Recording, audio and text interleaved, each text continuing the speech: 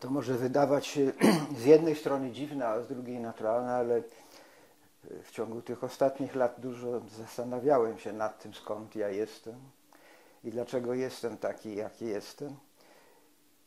I chyba zasadnicza rzecz, do której doszedłem do wniosku, to jest to, że w jakimś sensie jesteśmy niewolnikami swojego dzieciństwa i swojego wychowania. I że to jest stan, który czasami należy w jakimś stopniu mu się sprzeciwić, a czasami można po prostu go kontynuować. Ja urodziłem się w żydowskiej rodzinie komunistów.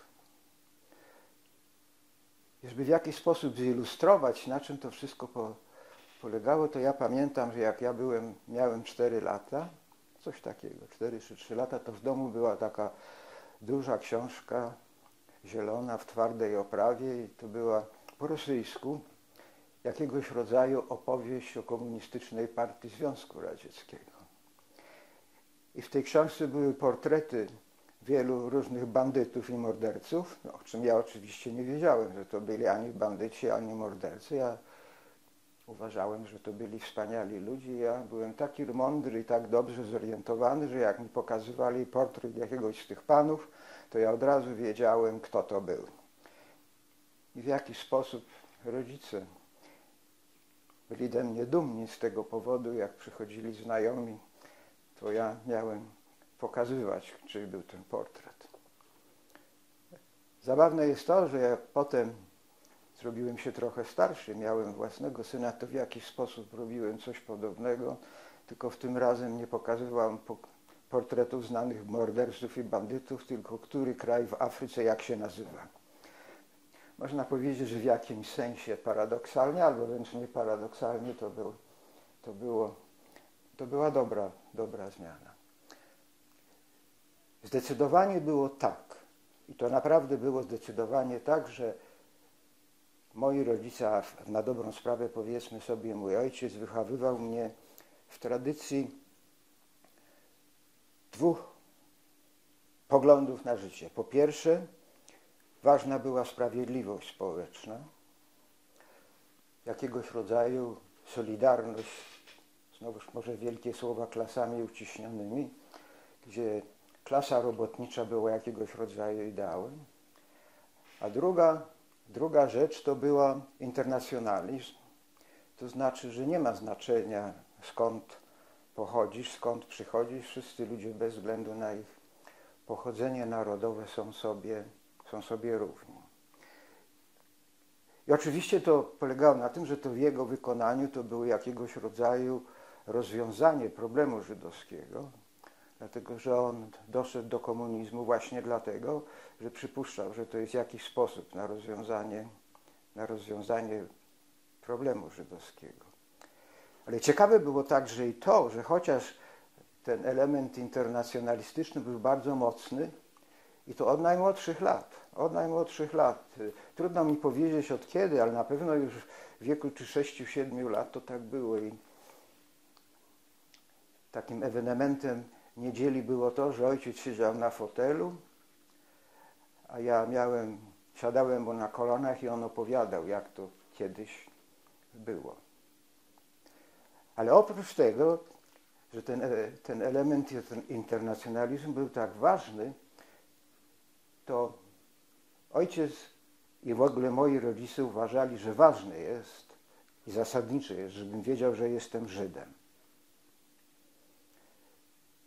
Nie tylko, żebym wiedział, że jestem Żydem, ale żebym był z tego powodu dumny. Przejdziemy do tego może dalej, bo na dobrą sprawę warto się zastanowić, co to w ogóle oznacza, że się jest dumnym Żydem, podobnie jak co to w ogóle oznacza, że jest się dumnym Polakiem albo dumnym Francuzem. W jakimś sensie można powiedzieć, że to jest absurdalne, ale tak było.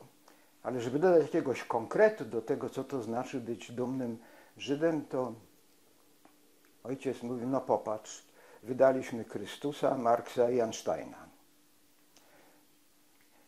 No, dla małego dziecka, a nawet dla młodzieńca w wieku lat 10, to jest pewnego rodzaju pancerz ochronny, taki negatywny sposób i pióra ozdobne w jakimś sensie w sposób pozytywny. I to zostało u mnie. Ja sądzę, że pozostało aż do dzisiejszych dni. Jak ogłaszają laureatów Nagrody Nobla każdego roku, to ja uważnie patrzę, którzy z nich są pochodzenia żydowskiego i w jakiś sposób jestem z tego dumny.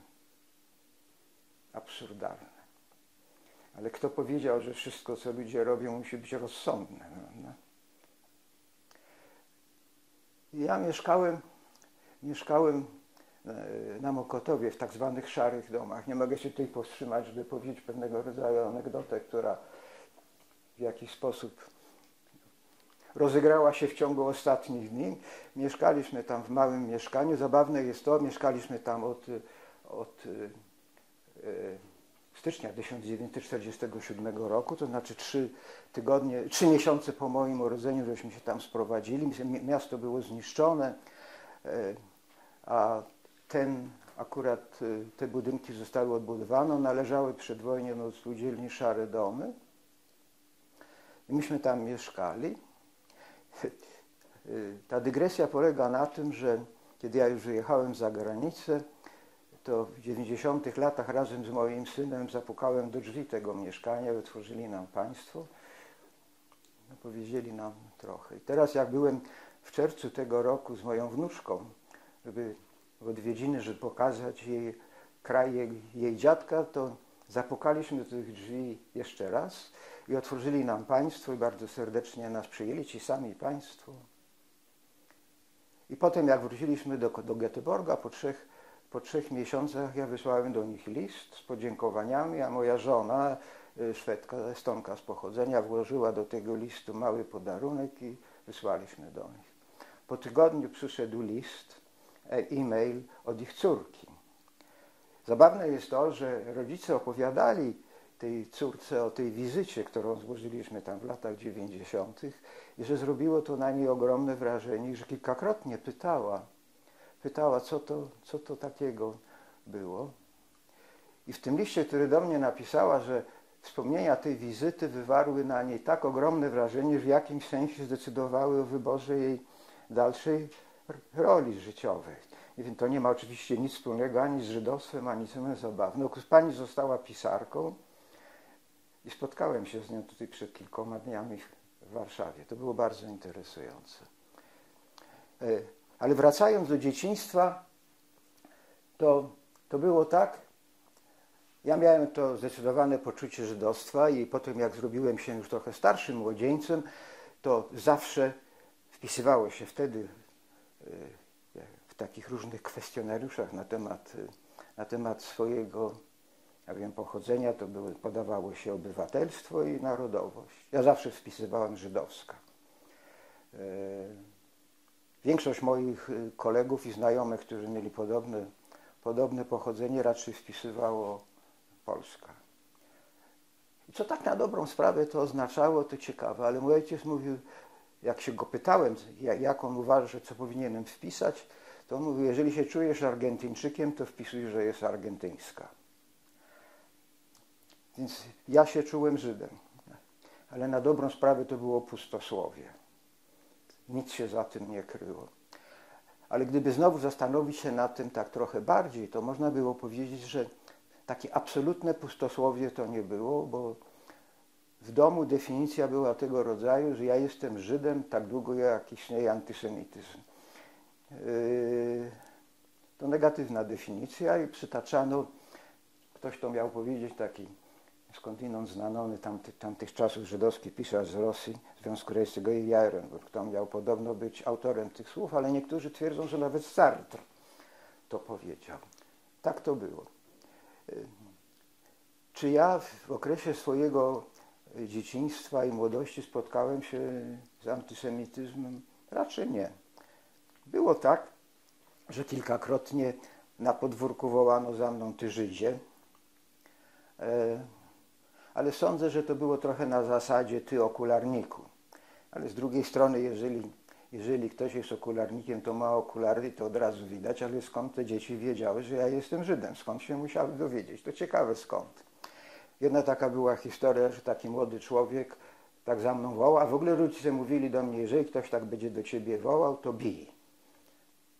No, była bardzo dobra rada dla takiego słabeusza jak ja, który należał raczej do tych, którego bito, a nie ten, który był. Ale któregoś razu tak się wydarzyło, że ten młody człowiek, który za mnie wołał, ty Żydzie, był to ode mnie młodszy, ja go pobiłem. I potem jego ojciec przyszedł ze skargą do moich rodziców. I rodzice powiedzieli, co to jest. Skończyło się na tym, że ten ojciec poszedł do domu i zbił tego swojego syna. Spotykamy się teraz co roku z kolegami z gimnazjum i w naszej klasie było 4 czy 5 Żydów. To bardzo dużo. Ja chodziłem do Rejtana. I rozmawiamy dużo na takie tematy. Jedna z rzeczy, o których nie sposób było nie powiedzieć, to ja nigdy, przenigdy nie spotkałem się z jakąkolwiek uwagą na temat mojego pochodzenia. A ja byłem taką osobą ideologicznie zaangażowaną i miałem z takim jednym kolegą, z którym jestem wielkim przyjacielem, takie dyskusje w klasie. Myśmy rozmawiali ja byłem ateistą oczywiście, na temat ateizmu. On był katolikiem. Siedziało towarzystwo wokoło, takie audytorium. Oni wiedzieli, ja się z tym nie ukrywałem. Ja dopiero teraz sobie zdałem sprawę z tego, że nikt o tym nigdy nic nie powiedział. To na czym polega na dobrą sprawę to żydostwo?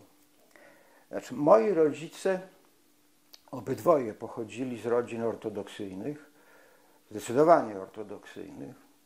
Ojciec mojej mamy, to znaczy mój dziadek od strony mamy, był tak zwanym dobrym Żydem. Oznaczało to, że zajmował się studiami Pisma Świętego i był w tym dobry. I z tego powodu był przez swoje otoczenie uważany za dobrego Żyda, innymi słowy, dobrego człowieka.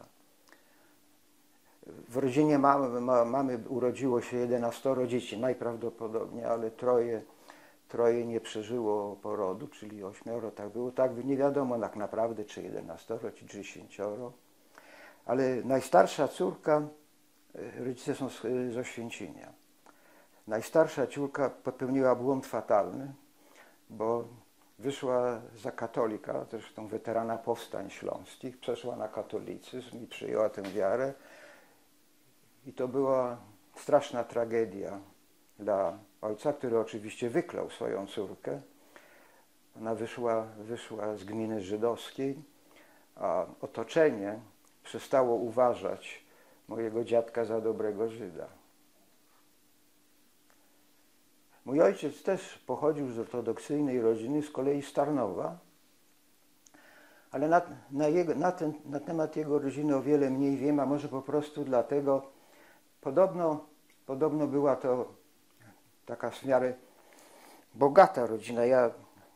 Udało mi się odzyskać wypis z ksiąg urodzeń i wpis na datę urodzeń mojego ojca zawiera także informację o tym, kim był mój dziadek. I tam w nawiasie podane jest kupiec. Oczywiście nie wiadomo, co to jest. Jak ja to mówię, mogło być import, eksport, rapaport, sprzedawanie, coś tam byle co. Ale mogło być coś innego, bo tradycja rodzinna mówi, że oni byli w miarę bogaci. Ale I wojna światowa spowodowała na to, że wszystko poszło z dymem w jakiś sposób. A mój dziadek umarł, jak mój ojciec miał 2 lata. I przypuszczalnie to także przyczyniło się w jakimś sensie do zbiednienia tej rodziny. Oni potem przenieśli się do Ustrzyk Dolnych. No, tak to wyglądało w każdym razie. Tak trochę może nie po kolei. Teraz jak w czerwcu byłem w tej podróży z moją wnuczką, żeby pokazać jej kraj dziadka, to pojechaliśmy do Tarnowa. I w Tarnowie jest tam taki pan, który zajmuje się opieką nad tradycją, pozostałościami ludności żydowskiej w tym mieście. Nie wdając już zbyt wiele szczegółów, to w każdym razie zaprowadził nas na cmentarz żydowski, który stanowi podobno największy w Polsce, 10 000 grobów i 6 000 odrestaurowanych właśnie przez inicjatywy tego pana Adam Bogusz, on się nazywa, jeżeli dobrze pamiętam, że postać warta zainteresowania. No i tam na tym cmentarzu znalazłem ten grób dziadka i można by się znowu zastanowić nad tym, jakiego rodzaju emocjonalny związek ja mam z tym, przepraszam za określenie, z tym panem. Na dobrą sprawę żaden. Ja nawet nie wiem, jak on wyglądał. Moi rodzice, o czym za chwilę, w czasie wojny oczywiście stracili prawie wszystkie pamiątki, jakie mogły były do stracenia, ale fotografie dziadków się zachowały, ale nie tego. Przypuszczalnie, jak człowiek się robi mniej młody, jak ja to mówię, to ogarnia go jakiś sentyment do lat młodości, do lat dzieciństwa i także sentyment w stosunku do tych przodków, których nigdy nie widział i nigdy nie spotkał. Może to jest nawet jakiegoś rodzaju, ja wiem, tęsknota. A pewnie jest tak, że zwielokrotniona tym, że przecież tak dużo członków mojej rodziny poszło z dymem.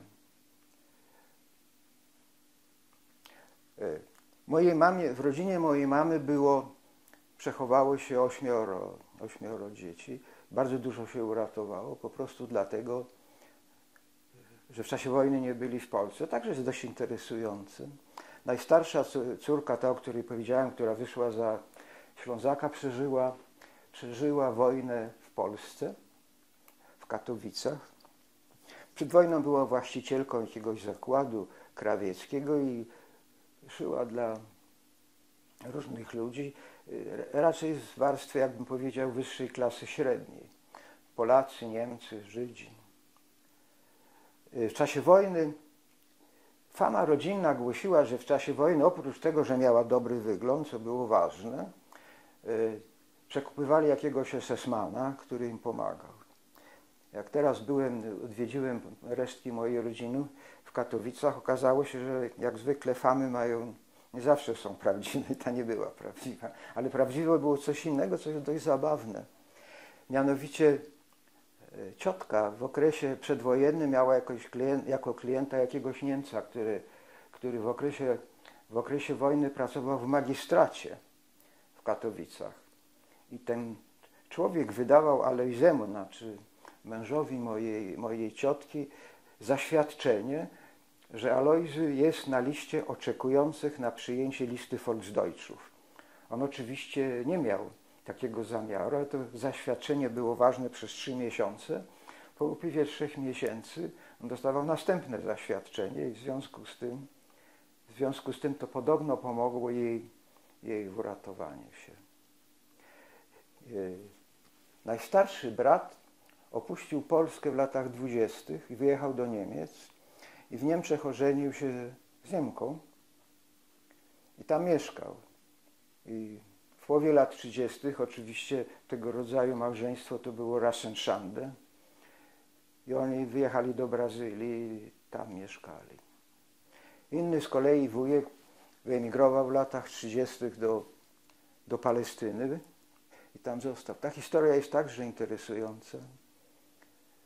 Latem 1939 roku on przyjechał do Polski, żeby ożenić się z kobietą, którą kochał. I ożenił się z nią, to było latem. I pomysł był taki, że we wrześniu 1939 roku ta Mina, on pojechał najpierw, wrócił do Palestyny, a ona miała pojechać za nim. No ale wyobraźcie sobie, że to nie bardzo się udało. Więc ona jest w Polsce, widzi wszystko, co się dzieje, ale nijak nie może się wydostać stamtąd. Ale Niemcy oprócz tego, że mordowali, to byli jeszcze w jakimś sensie, ja wiem, formalistami.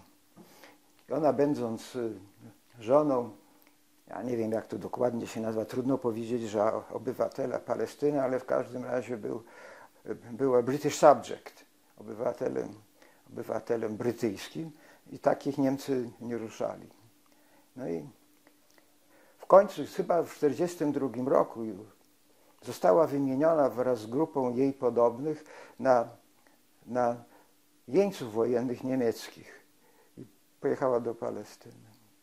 Zrobiono z nią potem w ostatnich latach dość dużo wywiadów, między innymi dla Yad Vashem, dlatego że jak przyjechała do Palestyny, to nieomal zwariowała i w kolejkach po chleb krzyczała: wy tutaj kupujecie chleb, a tam mordują waszych braci, a wy nic nie robicie. Moja mama i mój ojciec uciekli do Rosji. Czasami postronnie, a także ja sam zastanawiałem się, dlaczego uciekli do Rosji, a dokąd mieli uciekać, jak byli komunistami. Uciekli do raju. Do raju. I wylądowali w Lwowie i tam byli przez te pierwsze 2 lata. Potem jak rozpoczęła się inwazja na Związek Radziecki, to wylądowali w Ferganie. Mój ojciec potem był chory na gruźlicę, więc w związku z tym nie chcieli go wziąć do wojska, ale zmusili ich do tego, żeby go wzięli i z 3. Dywizją Armii Berlinga wrócił do kraju. A mama po tym pobycie w Uzbekistanie wylądowała w Moskwie, pracowała w takiej wspaniałej instytucji Związku Patriotów Polskich. W ten sposób potem wrócili do Polski. A moi rodzice poznali się dzięki gruźlicy. Dlatego, że mój ojciec był zawodowym rewolucjonistą. Oznaczało to, że zajmował się pracą na rzecz partii. Nic innego nie robił. To tak ładnie brzmi, ale to oznaczało, że nie miał, na dobrą sprawę, nie bardzo miał gdzie mieszkać, nie bardzo miał co jeść, ale był przekonanym komunistą. Można by było powiedzieć, nawet patrząc post factum, że był nie tylko, że był fanatycznym komunistą. Ale to takie okropne słowo. Może zacietrzewionym komunistą. W każdym razie był to człowiek, który jak w coś uwierzył, to wierzył w to bezgranicznie. To nie jest cecha, którą polecam jakiemukolwiek człowiekowi. Ale był także ascetą. Było dużo takich komunistów, którzy byli ascetami, którzy uważali, że, zresztą nie tylko komunistów, także tacy, którzy pewnie walczyli, ja wiem, czy o niepodległość Polski, czy niepodległość Grecji, czy jakiegokolwiek innego kraju, uważali, że sprawa jest tak ważna, że to, co spotyka ich w życiu, jest zupełnie bez znaczenia. I on taki był. No i zachorował na gruźlicę. No bo jak to spędził w okresie międzywojennym 3,5 roku w więzieniach sanacyjnych. Na dobrą sprawę skończył tylko 2 klasy szkoły podstawowej, dlatego że w okresie I wojny światowej nie bardzo to można było. Także jego nauka to były więzienia. Tam on ewentualnie się czegoś nauczył. A moja mama też chorowała na gruźlicę i w ten sposób poznali się na leczeniu. Gruźlica uratowała także życie mojemu ojcu, dlatego że gdzieś tam w połowie lat 30. spotkało go ze strony partii niesłychane wyróżnienie. Mianowicie miał pojechać do Związku Radzieckiego na jakieś tam, ja wiem, szkolenie, że co. No ale ponieważ zachorował na gruźlicę, to nie pojechał. No. Jakby pojechał, no to wiadomo, co by się pewnie z nim stało. Wracając teraz z kolei do dzieciństwa, to jak ja wam o tym wszystkim opowiadam, to tak było, że opowieści o tym, jakiego rodzaju ideologiczne spory istniały w partii komunistycznej, to był dla mnie chleb codzienny. Rozmawiało się o błędach luksemburgizmu, o błędzie majowym. KPP poparła przewrót Piłsudskiego w maju 26 roku. Po jakimś czasie uznano, że to tak zwany błąd majowy. O tym się rozmawiało. O różnicach w partii komunistycznej,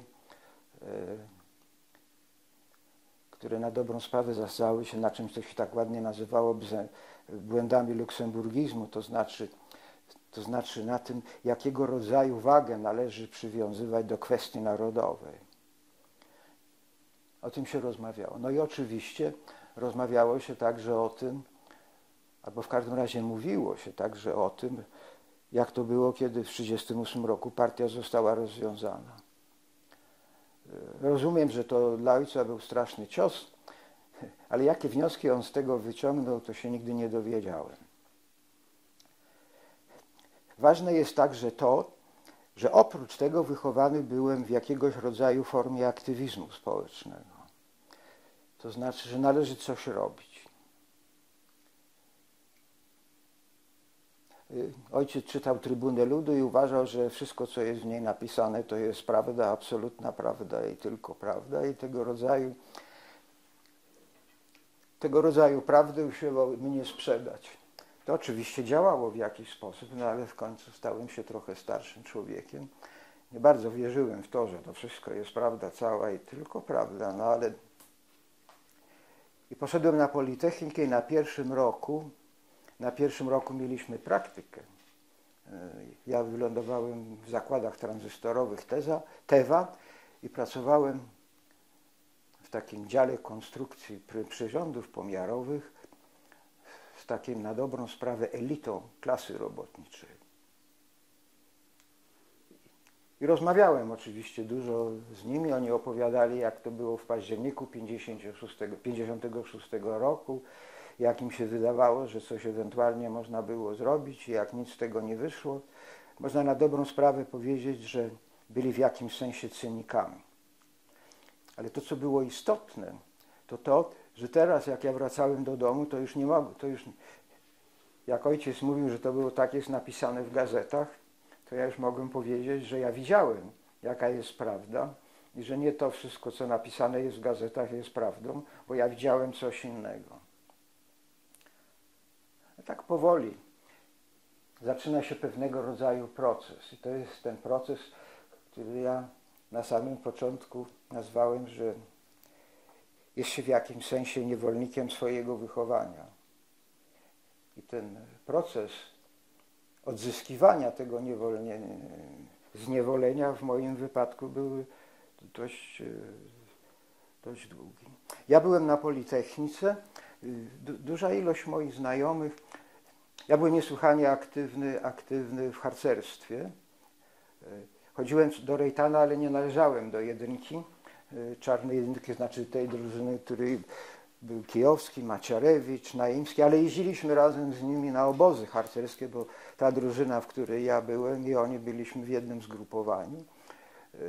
Zawsze jak, nie wiem, czy to jest ważne, uważaliśmy ich za jakichś takich, ja wiem, ludzi z podniesionym nosem do góry. Uważali się za lepszych, aniżeli wszyscy inni. Ale w każdym razie w tym harcerstwie tak działałem. Jak poszedłem na Politechnikę, niechętnie, na dobrą sprawę, moi rodzice uważali, że dla żydowskiego dziecka najlepiej jest mieć dobry zawód, bo nigdy nic nie wiadomo. Zupełnie zaskakujące. Prawdziwi internacjonaliści wierzący w ideę komunistyczną, a tu, Panie Święty, na wszelki wypadek należy mieć taki zawód. Ja na dobrą sprawę przypuszczalnie byłem bardziej humanistą, aniżeli inżynierem, ale wymanewrowali mnie, poszedłem na tę Politechnikę. No i chciałem coś tak spróbować zmienić, a koledzy na uniwersytecie już przez ten etap zmienienia przy pomocy ZMS-u przeszli, a ja nie. I zaangażowałem się w ZMS-ie, organizowałem różne takie spotkania i dyskusje polityczne na tematy niewygodne. Ale jeżeli wam się wydaje, że na tych spotkaniach był tłum ludzi, to się oczywiście mylicie. Wręcz przeciwnie, było tego bardzo, bardzo mało, ale każdy orze jak może, także próbowałem.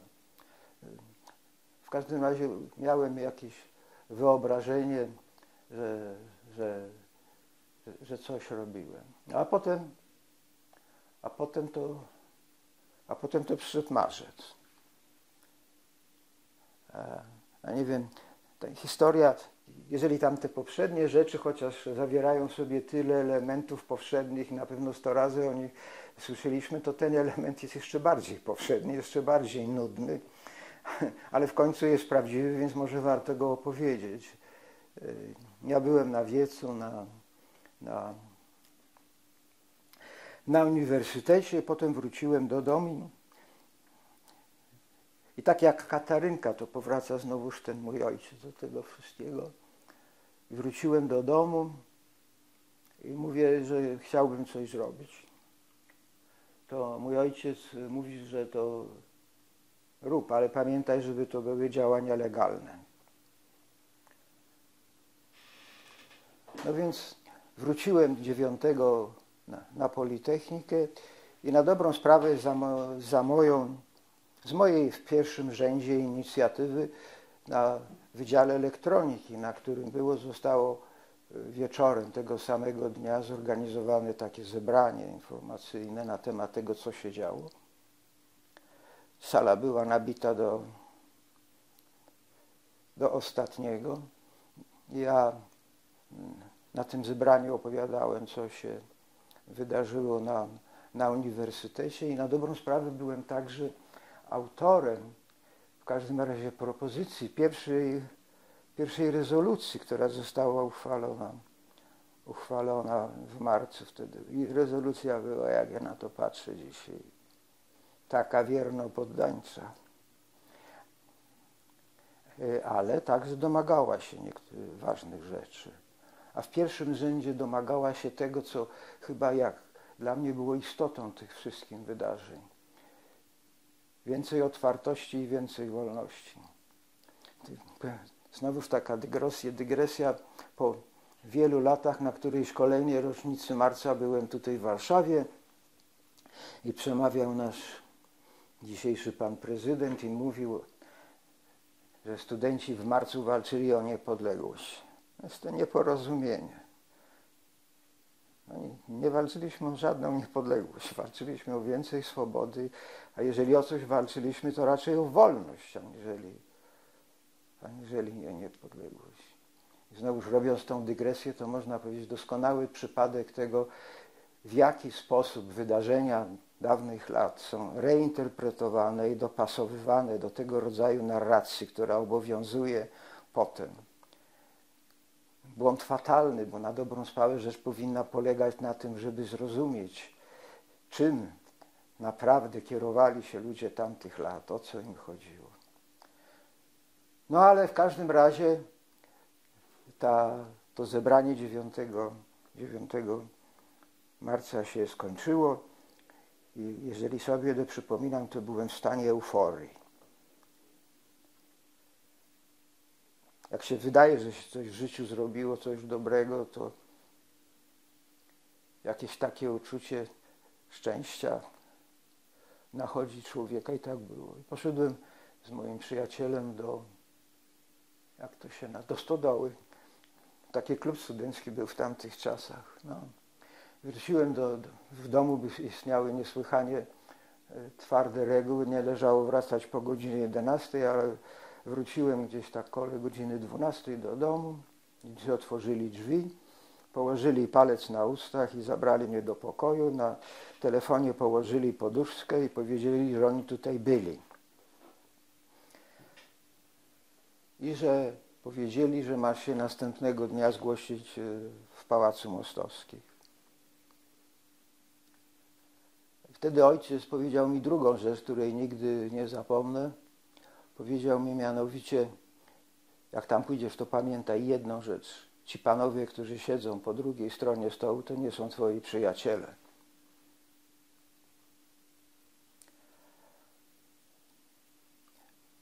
Można powiedzieć, że to się wydaje oczywiste. No to nie jest wcale takie oczywiste. Szczególnie dla takiego młodego człowieka, który wierzy w ideę socjalizmu, że naprawa powinna się ewentualnie działać w jakimś sensie w ramach ustroju, że tych wszystkich panów od góry może nie należy wyrzucić, ale może trzeba ich próbować zmienić. Mnóstwo absurdalnych iluzji i tak dalej. To jest ważne. Potem pamiętam, ja za czasów Korosy, ja dużo pomagałem opozycji demokratycznej w Polsce, były takie instrukcje, jak należało się zachowywać przy takich okazjach, ale i te instrukcje były zdecydowane. Ale ja tego nie wiedziałem. No więc poszedłem do tego Pałacu Mostowskich, tam siedziałem, przysłuchiwali, taki pan tam był, siedział za stole. Najbardziej to w ogóle nic nie robili, tylko tam siedziałem na tym stołku. Taki pan tam siedział po drugiej stronie, chodził do szafy, wyciągał pistolet i potem go wkładał z powrotem. Ten trik na mnie nie działał. Bohaterem nie byłem. Ale nie byłem też i tchórzem. W każdym razie dostałem nakaz aresztowania, no i spędziłem w tym więzieniu tam jakiś czas, kilka miesięcy. To było doświadczenie mojego życia. Najważniejsze. Drugie najważniejsze to jak się zakochałem w mojej żonie, ale to było ważniejsze.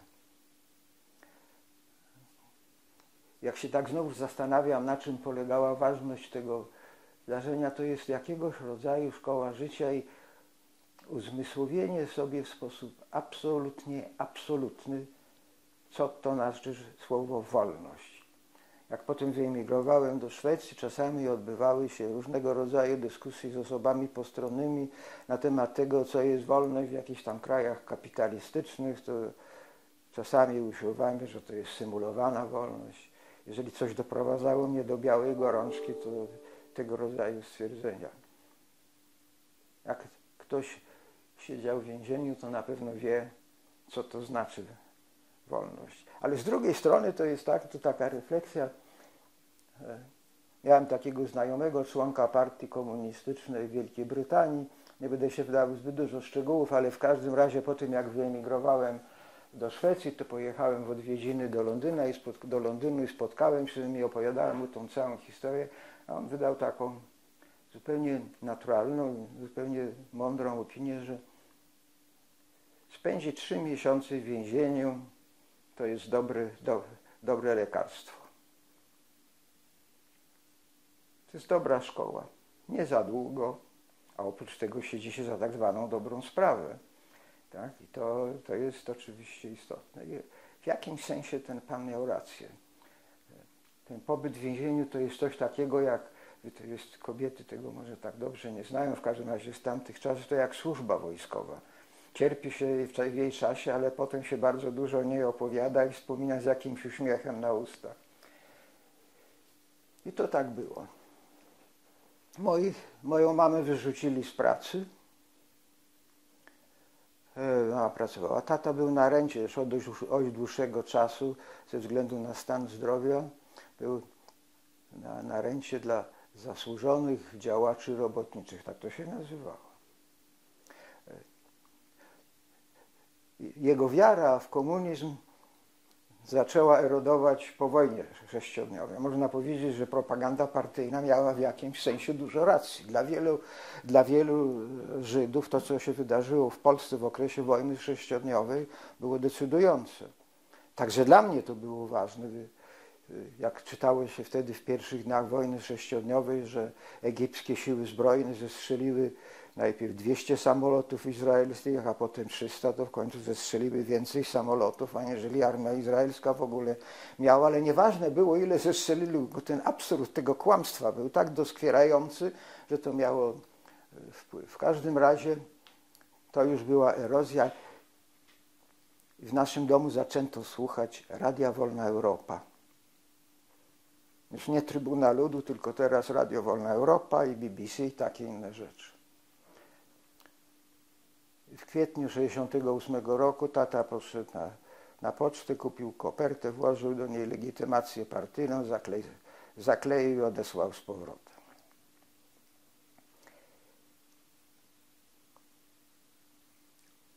Ja z moim ojcem potem się z politycznych powodów bardzo kłóciłem, ale jak opowiadam tę historię, za każdym razem to chce mi się płakać. Nie dlatego,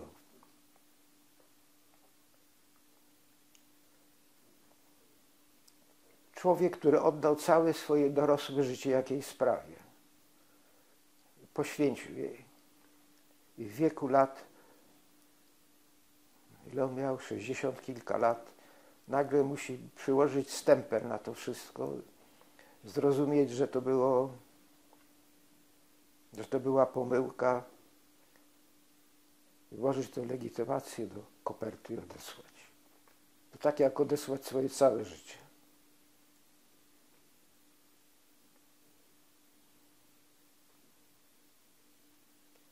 I rodzice, ja byłem na Politechnice i po wyjściu z więzienia poszedłem na wydział, spotkałem się z dziekanem, który prosił o przebaczenie, bo jak ja zostałem aresztowany, to zostałem zawieszony w prawach studenckich, ale przyjęto mnie z powrotem. Politechnika to zawsze była porządna uczelnia. Inżynierowie na ogół są porządnymi ludźmi.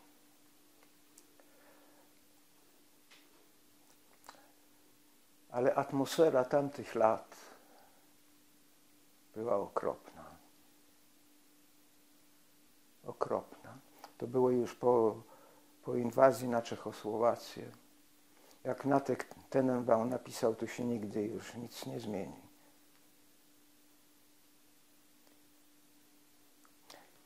No i rodzice, tak jak przedtem posłali mnie na Politechnikę, tak teraz uważali, że należy wyjeżdżać. A ja tak nie bardzo na dobrą sprawę wiedziałem, czy wyjeżdżać, czy nie wyjeżdżać.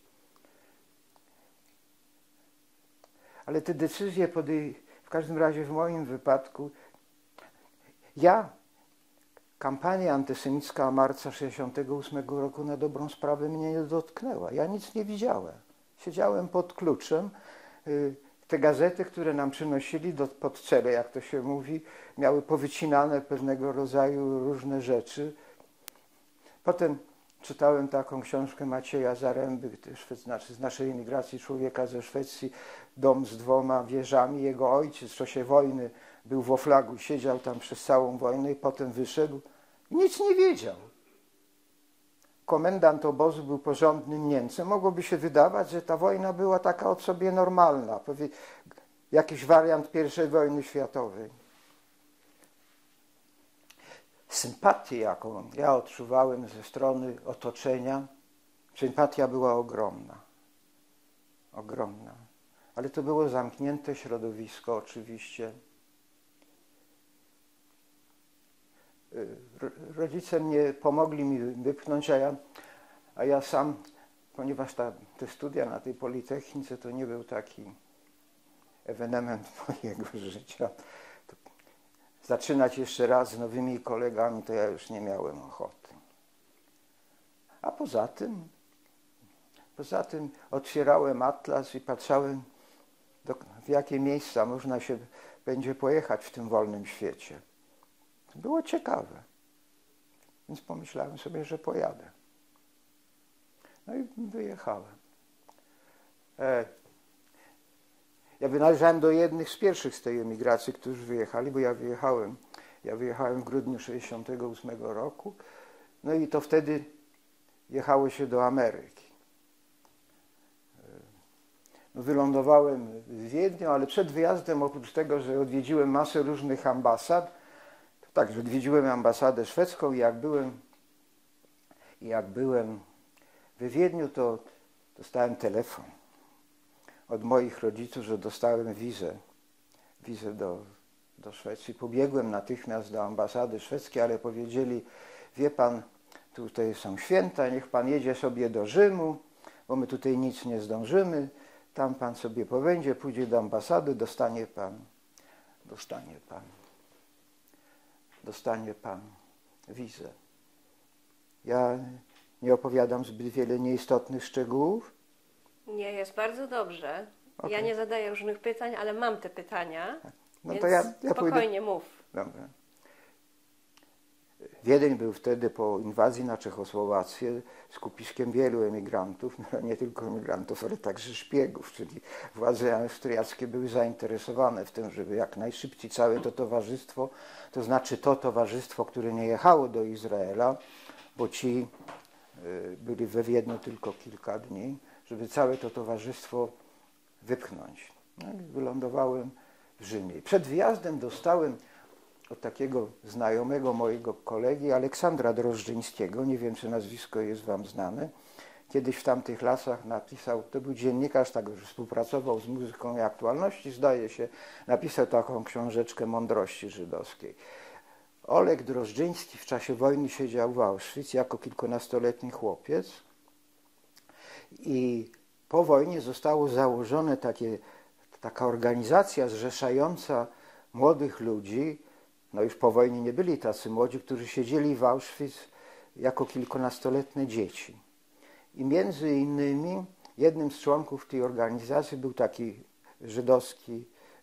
włoski Żyd i Oleg dał mi do jego adres. Jak ja przyjechałem, adres i telefon, to zadzwoniłem, spotkałem się z Luigi Coppi, to bardzo interesująca historia, ale to może przy okazji. I spotkaliśmy się i ten Luigi do mnie mówi, słuchaj, wiesz co, może mógłbyś u nas zamieszkać. No, bardzo pierwszorzędnie. No to potem mówi, wiesz, ja cię odprowadzę do tego twojego schroniska, gdzie ty mieszkasz. Weszliśmy na to piętro, gdzie mieszkałem. Olbrzymia sala, 50 łóżek, ciemno jak, za przeproszeniem. Luigi się rozejrzał, mówi, wiesz co, spakuj walizki, jedziemy do mnie do domu od razu. No i tam byłem. To był niesłychanie szczęśliwy okres. Niesłychanie szczęśliwy okres to, kiedy świat staje nagle otworem. Tylko nadzieja i nadzieja na lepsze jest przy tym. Oprócz tego to był styczeń, słońce świeciło i było dość jasno.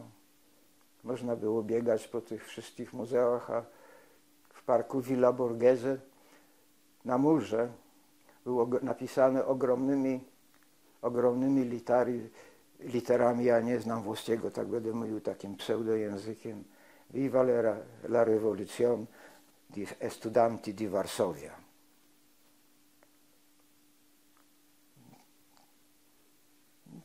Dobrze się poczułem. Jakieś takie uczucie, że mimo wszystko uczestniczyło się w czymś, co było ważne, beznadziejne, bez żadnych szans na powodzenie. Ja dzisiaj, jak się czyta dzisiaj takie opracowania na ten temat, to wreszcie na wierzch wychodzą takie rzeczy, co mówił zarówno Kuroń, jak i Modzelewski w tamtych czasach, którzy odradzali, żeby to w ogóle coś robić, dlatego że z tego nic dobrego nie wyniknie. No ale konieczność protestu przeciwko usunięcia Michnika i Schleifera, no, to jakiś taki moralny dylemat, szczególnie dla takich starszych ludzi, którzy już wiedzą, z czym mają do czynienia, a dla gówniarzy w wieku 22 lat, którymi pęta się jeszcze jakieś, może pęd rewolucyjny też. No i oni mieli rację oczywiście, nic dobrego z tego nie wyszło. Ale także można powiedzieć w jakimś sensie, że na wydarzeniach marcowych wychowała się jakaś grupa ludzi, którzy mieli potem znaczenie dla tego, co się w Polsce działo dalej. Nie mówię tam Kuroń, Modzelewski czy Michnik, ale duża grupa takich ludzi. Także w jakimś sensie ja, chociaż wyjechałem do Szwecji. No więc wyjechałem do tej Szwecji, wylądowałem w Göteborgu. I dlaczego wylądowałem w Göteborgu? Ano dlatego, że dobry znajomy moich rodziców, a mojego ojca w pierwszym rzędzie, jeszcze komunista przedwojenny, ojciec dzisiejszego właściciela Cofinero, miał znajomego w Göteborgu, który był profesorem na tamtejszej Politechnice i ten profesor znajomy miał rzekomo powiedzieć znajomemu mojego ojca, że w Göteborgu jest najlepsza politechnika w Szwecji. No więc dokąd może pojechać emigrant z Polski do Szwecji, jeżeli nie do miejsca, gdzie jest najlepsza politechnika? Oczywiście. Czy to prawda? Nie. Nieprawda. Ale aż taka wielka różnica między tą politechniką a politechniką w Sztokholmie to nie była. No, Szwedzi przyjęli nas w sposób zupełnie niesłychany. Naprawdę. Wszystko było zapięte na ostatni guzik. Szczególnie dla tych, którzy, tak jak ja, przyjechali na samym początku i nie lądowali jeszcze na tych obozach językowych, które były zamknięte.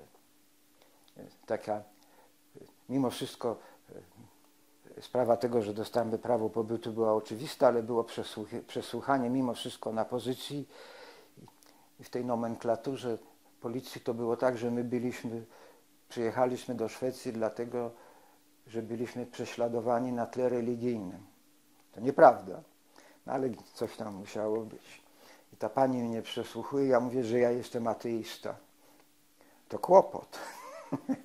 W jaki sposób człowiekowi, który jest prześladowany na tle religijnym, a nie jest religijny, przyznać tutaj nagle prawo azylu. Ale na szczęście było tak, że byłem także więziony, więc tego taka anegdota. No i zacząłem studiować na Politechnice. Nie będę się wdawał tutaj w te szczegóły. W końcu je tam skończyłem. Jak skończyłem tę Politechnikę, to uważałem, że może nareszcie mogę się zająć czymś, co mi naprawdę pasuje, więc poszedłem na filozofię, skończyłem filozofię, także. Ale potem przez przypadek zacząłem pracować na Politechnice, na takim Wydziale Teorii Informacji. To było nieporozumienie. Spędziłem tam dość dużo czasu, trochę artykułów napisałem, ale to było raczej niepowodzenie. Jak niepowodzenie, to się musiało jakoś skończyć, to pomyślałem sobie, że pójdę do szkoły dziennikarskiej. No to poszedłem do szkoły dziennikarskiej, skończyłem także dziennikarstwo. Profesor na tym wydziale, na którym ja byłem, był dziwnym człowiekiem. Nie był tylko zaczarowanym inżynierem, ale miał innego rodzaju zainteresowania. W kręgu jego znajomych byli ludzie z takiego muzykalnego towarzystwa, między innymi członkowie zespołu ABBA. I któregoś razu, kiedy ja już na dobrą sprawę byłem na wylocie, a może już nawet zaczynałem te studia dziennikarskie, zaprosił mnie do chińskiej restauracji. I zaprosił jednocześnie do tej chińskiej restauracji szefa redakcji niekulturalnej, rozrywkowej tamtejszej gazety. I na czym to polegało? Ano polegało na tym, że ten szef redakcji, Leif Andersson, muszę powiedzieć jego nazwiska, bo teraz nagle poruszamy się w kręgu ludzi, którym ja tak ogromnie dużo zawdzięczam i wspominam to, im starszy się robię, mniej młodszy się robię, tym bardziej odczuwam wdzięczność w stosunku do tych ludzi.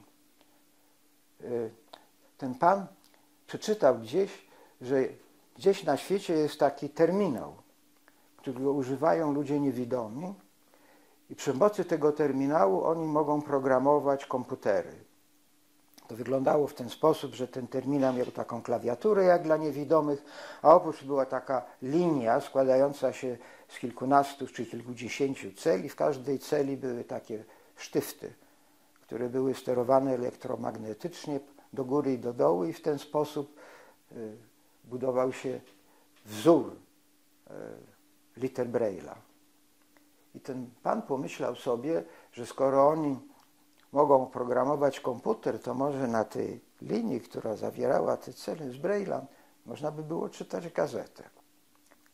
A w tych czasach gazety zaczynały pracować przy pomocy komputerów. To oznaczało, że treść tych gazet była spare. Spare to po szwedzku? Czy... Magazynowana w pamięci komputera. No, czy można coś zrobić? Pytanie było do mnie, czy ja bym się chciał tym zająć. Chciałem. No w ten sposób odwróciła się droga mojego życia i w jakimś sensie można by było powiedzieć, spełniła się wizja moich rodziców.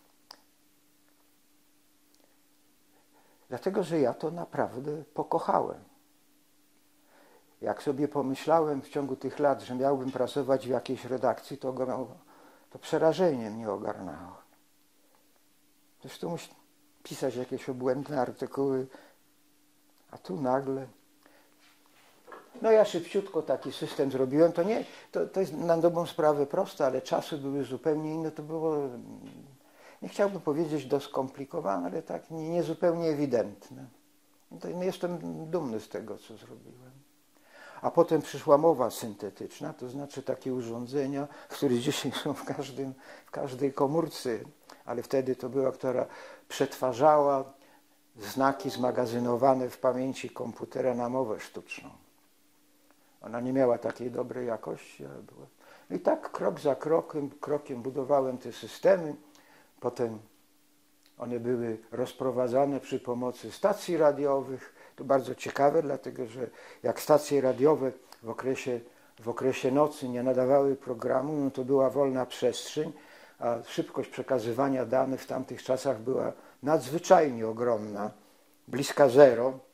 To przekazywanie jej przy pomocy stacji radiowej to było coś dobrego, a to było fajne, że skonstruowałem taki komputer, który automatycznie w nocy startował antenę, która była na szczycie masztu na 300 metrów i wysyłała tę informację z obłędną szybkością 32 kilobitów na sekundę. To było. No i potem ten projekt się ciągnął. No ale w końcu się zaczynał kończyć. On był robiony na Politechnice. W wydziale tego profesora, o którym mówiłem, który niestety w międzyczasie umarł. No ale jak długo tak było można? Jak ja pracowałem nad tym projektem, to siedziałem w takim pokoju na Politechnice i korytarzem przechodził inny profesor, którego ja poznałem jeszcze na samym początku pobytu w Göteborgu, dlatego że on był wtedy dziekanem Wydziału Elektrycznego i ponieważ ja byłem pierwszym studentem z Polski, to oni chcieli wiedzieć, co tak w tej Polsce oni studiowali na dobrą sprawę, więc kazał, żebym przetłumaczył na angielski curriculum Wydziału Elektroniki Politechniki Warszawskiej. Ja go zrobiłem, ja go znałem z tego czasu. To było ciekawe, ten pan sprowadził do Szwecji kulturę startupów. On przez jakiś czas był w Ameryce i tam się tego nauczył i postanowił, że stworzy taką infrastrukturę startowania przedsiębiorstw, które wywodzą się z uczelni. I on nad tym pracował. On tak przychodził od czasu do czasu koło mojego pokoju, pukał do mnie i mówił: słuchaj Henryk, może by było z tego jakieś przedsiębiorstwo. A ja tak na niego patrzałem i mówiłem, ja byłem w dalszym ciągu, uważałem, zajmowaniem się zarabianiem pieniędzy to jest powyżej czy poniżej godności człowieka. Przedsiębiorcą zakładam, on zwariował. Ja? Nigdy w życiu. Ale przysyłał do mnie od czasu do czasu przedstawicieli różnych wielkich przedsiębiorstw z tej branży, którzy przychodzili, tak jak z Byczkiem Fernando, patrzyli na to wszystko, co ja zrobiłem, kiwali głowami, mówili, jako to jest wspaniale, potem wydawali jedną, jedyną rozsądną odpowiedź, że to nic dla nas. No to co tutaj zrobić? To Torkel to jest ten trzeci człowiek, któremu ja jestem wdzięczny, powinienem być wdzięczny za tyle, jestem wdzięczny za tyle. No mówi, jak nie zrobisz czegoś sam, to nic z tego nie będzie. A ja w międzyczasie dostałem taką dość poważną międzynarodową nagrodę, także miałem trochę pieniędzy i założyłem przedsiębiorstwo w 1987 roku. No i to przedsiębiorstwo istnieje do dzisiaj. Ma w tej chwili 70 zatrudnionych. Ja na początku tego roku przestałem być aktywny w tym wszystkim. No ale tak to było. Moi rodzice wyjechali do Izraela po jakimś czasie, po tym jak ja wyjechałem do Szwecji. Wyjechali do Izraela dlatego, że tata zmienił przekonania z komunistycznych na sionistyczne. Teraz prawda była w innej gazecie. Cała prawda. Na ten temat były okropne awantury. Na temat całej prawdy. Byłem głęboko niesprawiedliwym człowiekiem.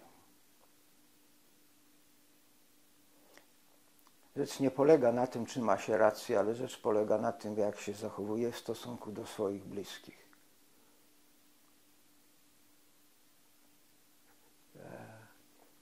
Ja nie wierzę w Boga, ale jeżeli Ojciec na mnie patrzy w tej chwili, to niech przyjmie do wiadomości, że żałuję tego, co robiłem. Ja miałem rację, ale co z tego? Co z tego? Ale taki jest konflikt, chyba jest nieunikniony w jakimś sensie między ludźmi głębokiej wiary, a ci, którzy już tej wiary nie posiadają i uważają chyba prawidłowo, że należy zastanawiać się nad tym, co się uważa i ewentualnie spróbować znaleźć, pomyśleć coś innego. Po przyjeździe do Szwecji w Göteborgu było, i nie tylko w Göteborgu, tak jak w Szwecji było niesłychanie mocne środowisko tej polsko-żydowskiej imigracji.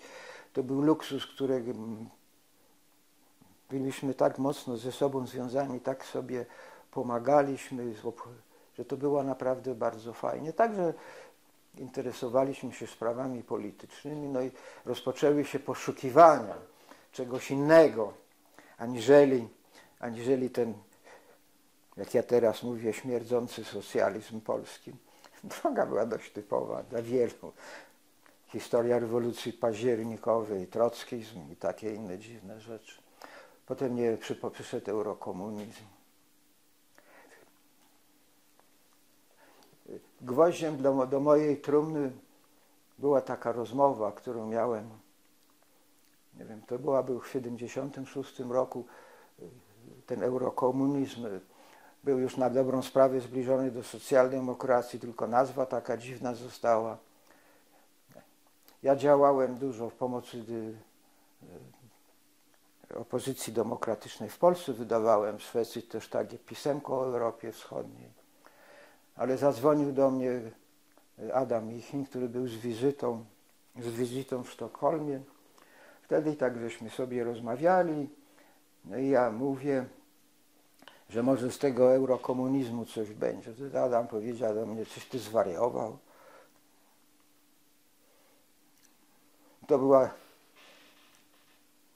To był gwóźdź do trumny.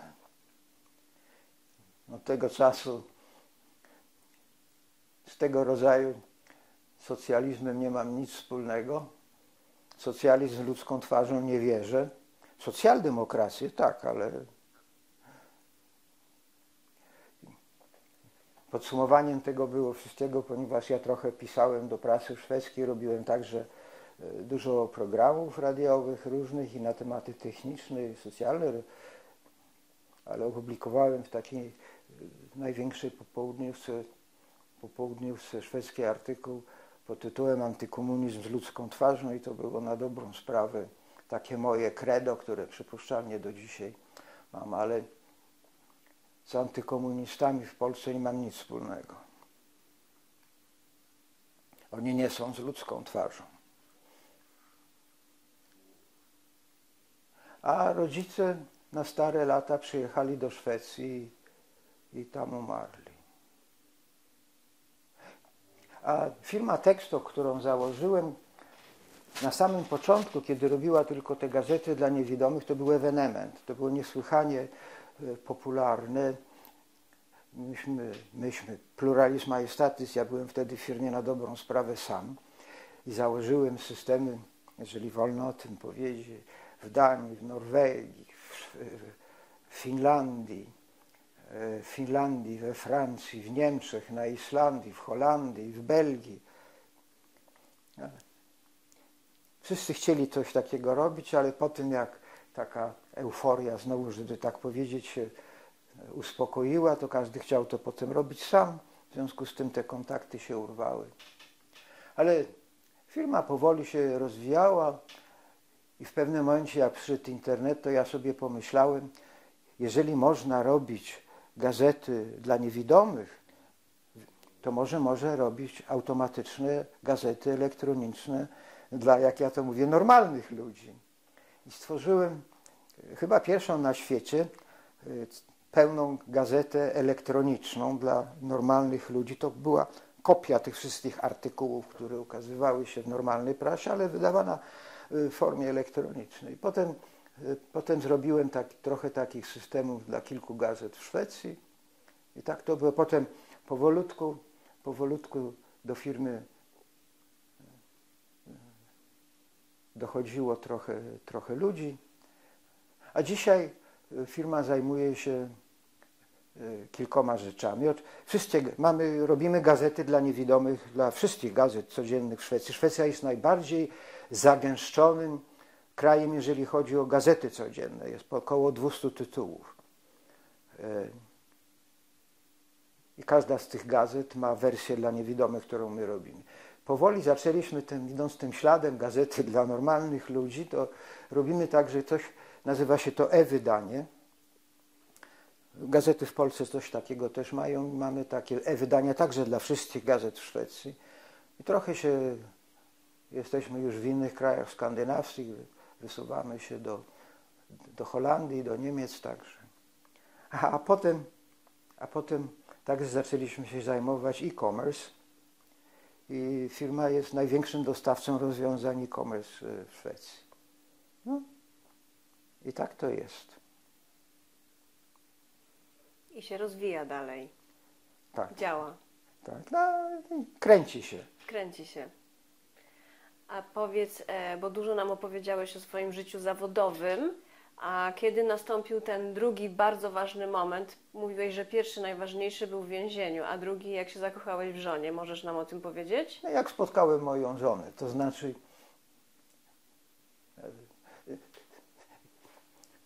można powiedzieć, że wizja internacjonalizmu mojego ojca spełniła się w nadwymiarze nieomal. Moja żona jest córką emigrantów estońskich, którzy uciekli przed armią sowiecką w 1944 roku. Jej pierwszym językiem był estoński. Mam mnóstwo estońskich przyjaciół. O Estonii nigdy nic nie wiedziałem. Jedyna rzecz, którą wiedziałem, to że tchórzliwi Estończycy internowali wspaniały polski okręt podwodny Orzeł. Ale dowiedziałem się coś więcej. Mój syn, jak miał 18 lat, pojechał do Stanów Zjednoczonych na taką roczną wymianę i potem studiował w Ameryce. I w Ameryce, jak był w czasie tej wymiany, to zaprzyjaźniliśmy się z jego gospodarzami. Do dziś mamy z nimi kontakt. Ja nazywam ich, że oni są Paul's second parents. Zabawne, znaczy ten pan tej rodziny jest synem migrantów z Polski, a ona jest z kolei synem migrantów z Meksyku. Także mamy amerykańskie powiązanie. Mój syn, jego pierwsza partnerka, bo tak to nazwą, z którą ma syna, była Niemką, a teraz jego druga partnerka jest Angielką. Moja córka, jej partnerem jest Arab z Iraku. Zabawne. Fajne. No. Nie wiem, czy to ciekawe jest, co robią moje dzieci. Są. Jest ciekawe. Córka jest pielęgniarką, a syn uczył się grać na skrzypcach. Grał na tych skrzypcach i jak był u tych American Second Parents in Pittsburgh, to w pewnym momencie przyszła do nas list z zapytaniem, co byśmy powiedzieli, gdyby on zdecydował się studiować muzykę w Ameryce. No ja pomyślałem sobie, że ja nie będę szedł śladem moich rodziców, o tym świat jest inny, jak chcesz, proszę bardzo. On dostał się do bardzo prestiżowej szkoły w Ameryce, ale niestety nie mieliśmy pieniędzy na opłacenie tych studiów, więc był na Michigan State i tam skończył teorię muzyki i kompozycję. A potem przeniósł się do Anglii. Nie chciał zostać w Ameryce, ale chciał być w jakimś anglojęzycznym kraju. I krok po kroku zajmuje się czymś takim dziwnym. On pracuje jako storyteller. Jest to takie zajęcie, on przygotowuje seanse muzyczno-mówione dla różnych muzeów w Londynie, dla dzieci.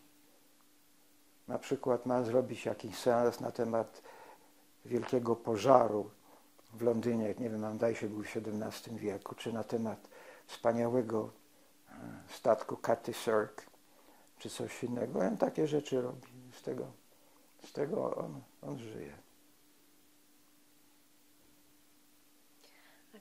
Czy twoje dzieci miały szansę poznać twoich rodziców?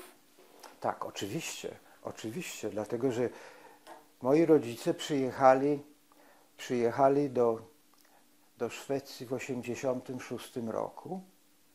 Tata co prawda umarł po roku, mój syn wtedy miał 6-7 lat, czyli dziadka nie pamięta tak chyba dobrze, ale babcię jak najbardziej, bo chodził do niej w każdą środę na jabłka w cieście. I tego oczywiście nigdy nie zapomnę. Także... A to było dziwne, dlatego że babcia oczywiście po szwedzku nie mówiła. Syn mówił trochę po polsku, nie mówił po polsku, ale rozumiał prawie wszystko po polsku. A z kolei z moją żoną mama rozmawiała po niemiecku, bo znała ten język. Także zawsze było takie językowe napięcie. Mhm. Ja chciałam spytać jeszcze o właśnie twoich rodziców, bo czy mógłbyś powiedzieć, jak oni się nazywali, kiedy się urodzili, bo chyba byli dosyć zaawansowani wiekiem, kiedy się przenieśli do Izraela, a jeszcze później kolejna emigracja. To jest taki los na starość gdzieś bardzo intensywny, jeśli idzie o zmienianie domu, tak? Czy miejsca, w którym się żyje. No to jest dobre pytanie.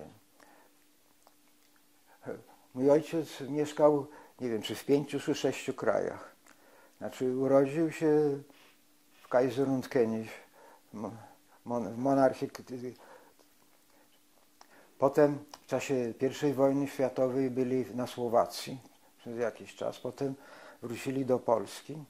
Potem w czasie II wojny byli w Związku Radzieckim, w Uzbekistanie. Potem znowuż do Polski, potem do Izraela, potem z Izraela do Szwecji. Mama nauczyła się trochę po szwedzku, także nauczyła się trochę po hebrajsku. Tata nigdy w Izraelu nie pracował, a mama pracowała w swoim zawodzie, ona była buchalterem i to robiła. Tam w Izraelu, tak? Tak, tak. Mhm. Ale jest jeszcze jeden ciekawy epizod, który jest wart opowiedzenia, o którym ja chciałbym się chętnie sam więcej dowiedzieć, ale nie wiem, czy to jest możliwe. Znaczy, jak moi rodzice przyjechali po wojnie do Polski, to tata zaczął pracować w Ministerstwie Administracji Publicznej w Wydziale Żydowskim. To oznaczało, że jego zajęciem było kontaktowanie się ze społecznościami żydowskimi w różnych miastach na terytorium Polski, na ogół na zachodzie, bo tam ci ludzie lądowali, a także kontaktami z organizacjami żydowskimi za granicą. To ciekawe było, znaczy niebezpieczne, dlatego że w 1946 roku zaczęły się pogromy pokolejowe, a tata nie miał dobrego wyglądu. No ale na szczęście nic mu się nie stało. A to, co jest ciekawe, to, że potem partia wysłała go, żeby objął stanowisko sekretarza organizacji partyjnej w drugim oddziale Sztabu Generalnego Wojska Polskiego. Drugi oddział to był kontrwywiad. A tacie się to nie podobało, ale jak partia posyła, to się robi, co partia każe. Partia ma zawsze rację, zawsze rację. I on tam pracował. Fama głosi, ja bym się chętnie dowiedział, czy to jest prawda, fama głosi, że tacie bardzo się nie podobało wtrącanie się doradców radzieckich do działalności tej instytucji. W tej instytucji było dużo różnych ludzi, była kadra oficerska z okresu II Rzeczpospolitej, dużo Dąbrowszczaków, to dlatego, że znali obce języki. I tych Dąbrowszczaków po jakimś czasie zaczęto aresztować, dlatego że był obcy element podejrzany, a mój ojciec, który miał zawsze ogromny szacunek dla ludzi z wykształceniem i nie bardzo chciał w to uwierzyć i przestał mieć ochotę, żeby tam dalej pracować i złożył rezygnację. Niektórzy gdzieś się tam kręciło, że to była forma protestu. Nie wiem. Bez względu na to, czy to była forma protestu, czy nie, to było niebezpieczne. I podobno czekali na pukanie do drzwi, ale uchroniło ich to, że przed wojną stanowiska partyjne mojego ojca dziedziczył taki jeden pan, który stał się potem dość ważną osobą w Polsce. I ciekawe jest także to, że żoną tego pana stała się dawna, ja wiem, partnerka mojego ojca. Ten pan nazywał się Edward Ochab. I on był opiekunem drugiego oddziału z ramienia partii i podobno dzięki niemu ojciec się uratował. Jeszcze jedna dygresja, która ja uważam.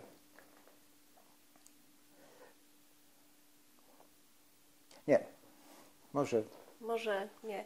Wiesz co, chciałam spytać, kiedy w takim razie tata zrezygnował z tej pracy w tym Kiedy twój tata, wiesz o tym, zrezygnował z tej pracy w kontrwywiadzie?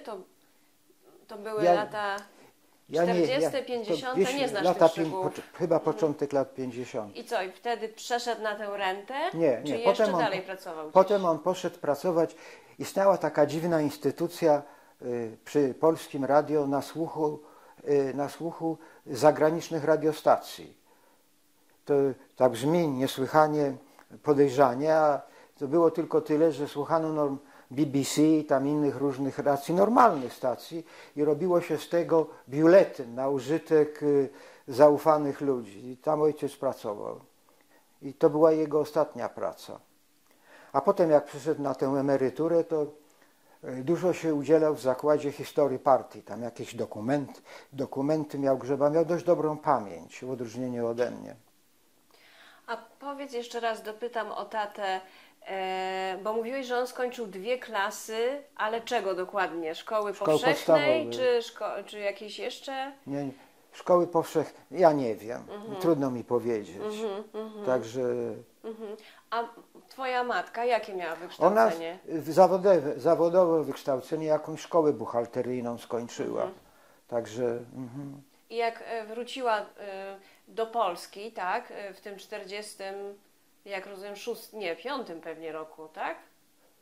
Znaczy, to co ja robiła? nie wiem, ale pracowała przez jakiś czas, zajmowała się buchalterią w Ministerstwie Spraw Wewnętrznych, a potem tam była jakaś, w 1956 roku była też, wyrzucali Żydów z różnych miejsc i mamę wyrzucili z tego ministerstwa i przeszła do pracy w Ministerstwie Pracy i Płacy. I tam pracowała do końca, aż do tego, jak ją wyrzucili.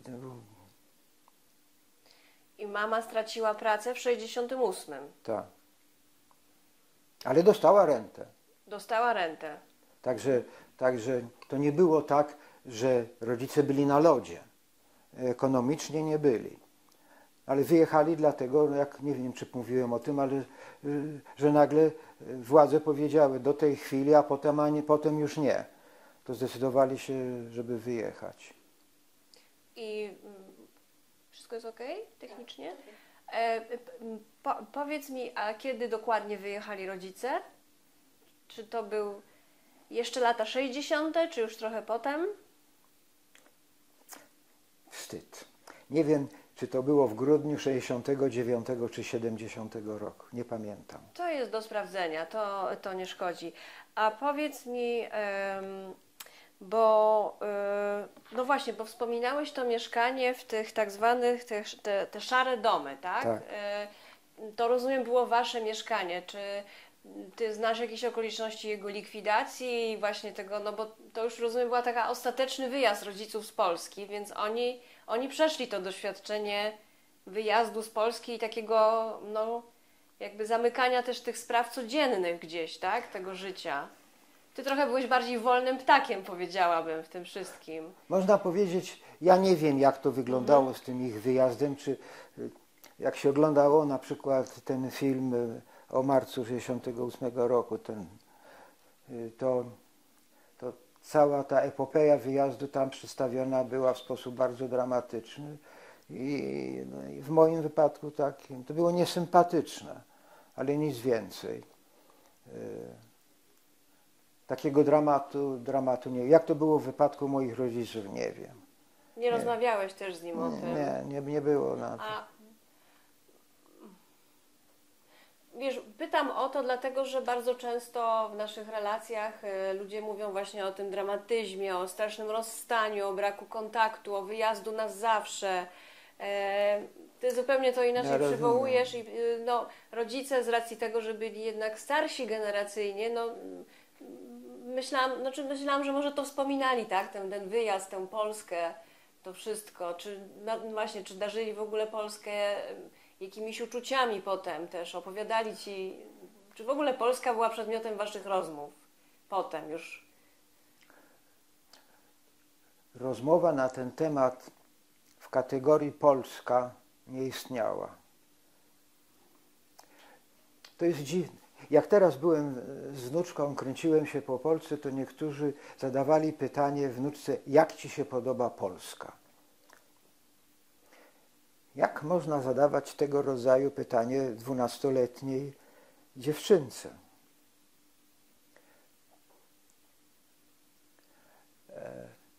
My mamy rodzinę w Izraelu.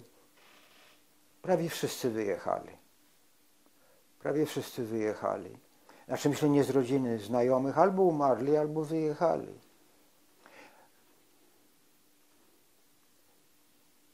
Tęsknoty za ojczyzną, w wypadku moich rodziców, mogę powiedzieć to zdecydowanie nie. Jeżeli się pytasz, jak to było w moim wypadku, to można powiedzieć, że temat jest o tyle niebezpieczny, że bardzo łatwo jest go zabarwić tym, co ja teraz myślę. Część moich przyjaciół nie wyjechała. I smutno mi było. Ale jak mówiłem, to była przygoda także. Niesłychana przygoda. Ten nowy świat się otwierał i tak dalej. A tak po latach to co się pamięta? Wspomnienie dzieciństwa, wspomnienie szkoły, wspomnienie tej ulicy, na którym się mieszkało. Patriotycznego uniesienia ja nie czuję. Czy czułem wtedy?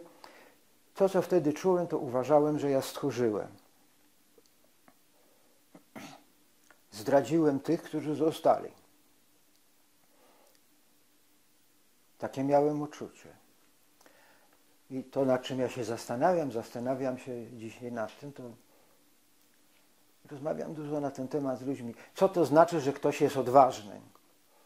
Bo jak się słucha tego, co ja mówię, to mogłoby się wydawać, że gdzieś tam w jakichś momentach ja byłem odważny. Otóż ja odważny nie byłem.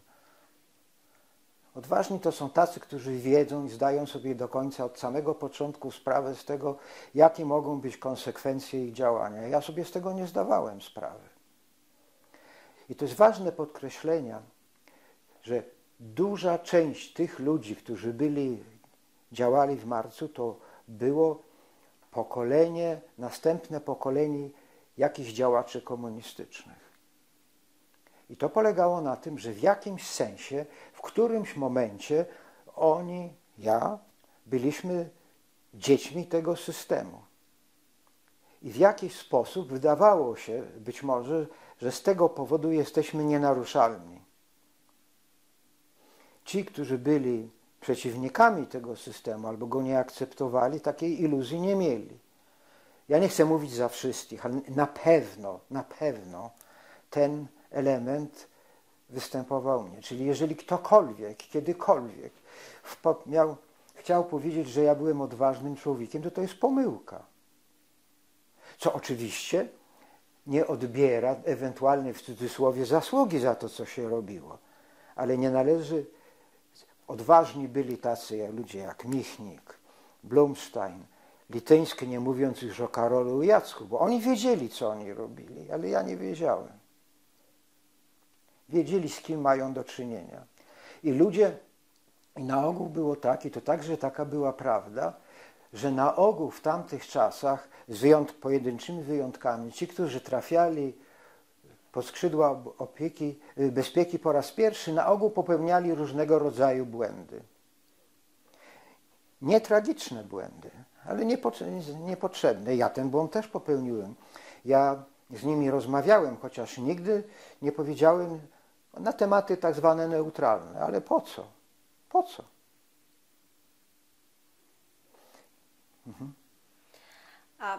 Chciałam jeszcze wrócić do tego momentu, kiedy trafiłeś do więzienia. To były 3 miesiące, czy więcej? To było ponad 4 miesiące. I które to było więzienie? Gdzie? Znaczy wszyscy ludzie, którzy trafiali wtedy do więzienia, trafiali do tego, na 11 oddział, na Rakowiecką. I to był oddział dla Znaczy, kogo dokładnie? To było Jakich tak, więźniów? że Ministerstwo Spraw Wewnętrznych i SB tam przechowywało tych takich ważnych więźniów politycznych. Zabawne w tym wszystkim jest to, że jak oni mnie posadzili, to podłączyli mnie do głównej sprawy. To znaczy razem z tymi wszystkimi sztandarowymi postaciami, bo im się wydawało, że ja byłem jakimś łącznikiem grupy komandosów na Politechnikę. To znaczy, jest to typowe rozumowanie służb bezpieczeństwa, którym zawsze się wydaje, że wszędzie jest jakiś spisek. Żadnego spisku nie było, tylko normalne, spontaniczna działalność. Oni się po jakimś czasie oczywiście zorientowali i wyłączyli mnie z tej zasadniczej grupy. No, czyli siedziałeś w celi sam, czy z kimś? Jak wyglądała codzienność taka w więzieniu wtedy? To było dość zabawne. To było dość zabawne. Cela była na 4 osoby. Z jednej strony jedno łóżko piętrowe, z drugiej strony drugie łóżko piętrowe. Jak się wchodziło do celi, po lewej stronie był kibel, po prawej stronie kaloryfer. W naszej celi było nas 3. Pan Goldberg i pan Nikulin. Pan Goldberg dostał, ja nie wiem, 12 czy 15 lat za szmuglowanie złota w dawnych czasach. To przypuszczalnie robiło się przy udziale bezpieki. Wykorzystywano różnice w cenach między złotem a dolarami. Pan Goldberg był ciekawą postacią, Żyd. Pan Nikulin zresztą też. Był bokserem przed wojną, wicemistrzem Polski jakiejś tam wagi. Niesłychanie silna osoba. Robił pompki. Miał 50 kilka lat. 50 razy przerwa, 50 razy przerwa. A potem był bardzo nerwowy. Jak mu się coś nie podobało, to brał taboret i rzucał na innych. Ale pan Goldberg wziął mnie do swojego serca. On przypuszczalnie donosił, oprócz tego wszystkiego. Bo dlaczego jego wzięli do tej celi po tylu latach? Czort wie. Ale nawet jeżeli na mnie donosił, to ja nie mam do niego pretensji, bo co on tam mógł donieść?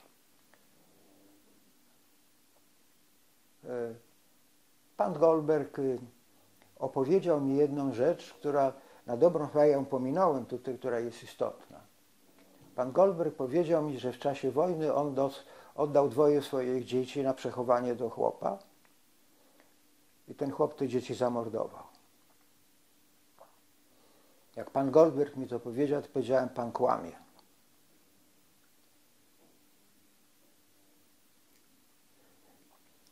Ja byłem student, bohater wydarzeń marcowych.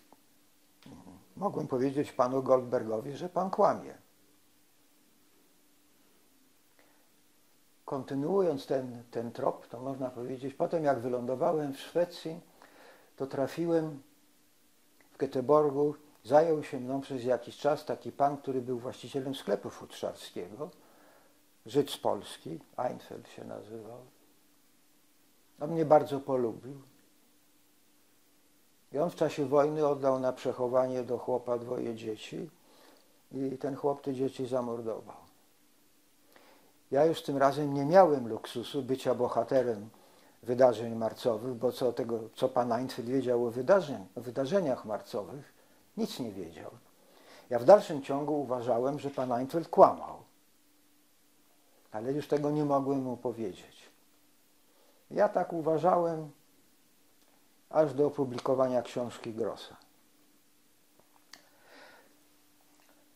Pan Goldberg, jak ja potem wyszedłem z więzienia, to pan Goldberg opuścił Polskę, wylądował w Niemczech, ja się o tym dowiedziałem. Ja na początku lat 70. jednego lata pracowałem w takiej fabryce w Düsseldorfie, toczyłem beczki i dowiedziałem się, że pan Goldberg jest we Frankfurcie nad Menem. Pojechałem go odwiedzić. Pan Goldberg pracował jako wykidajło w klubie striptyzowym.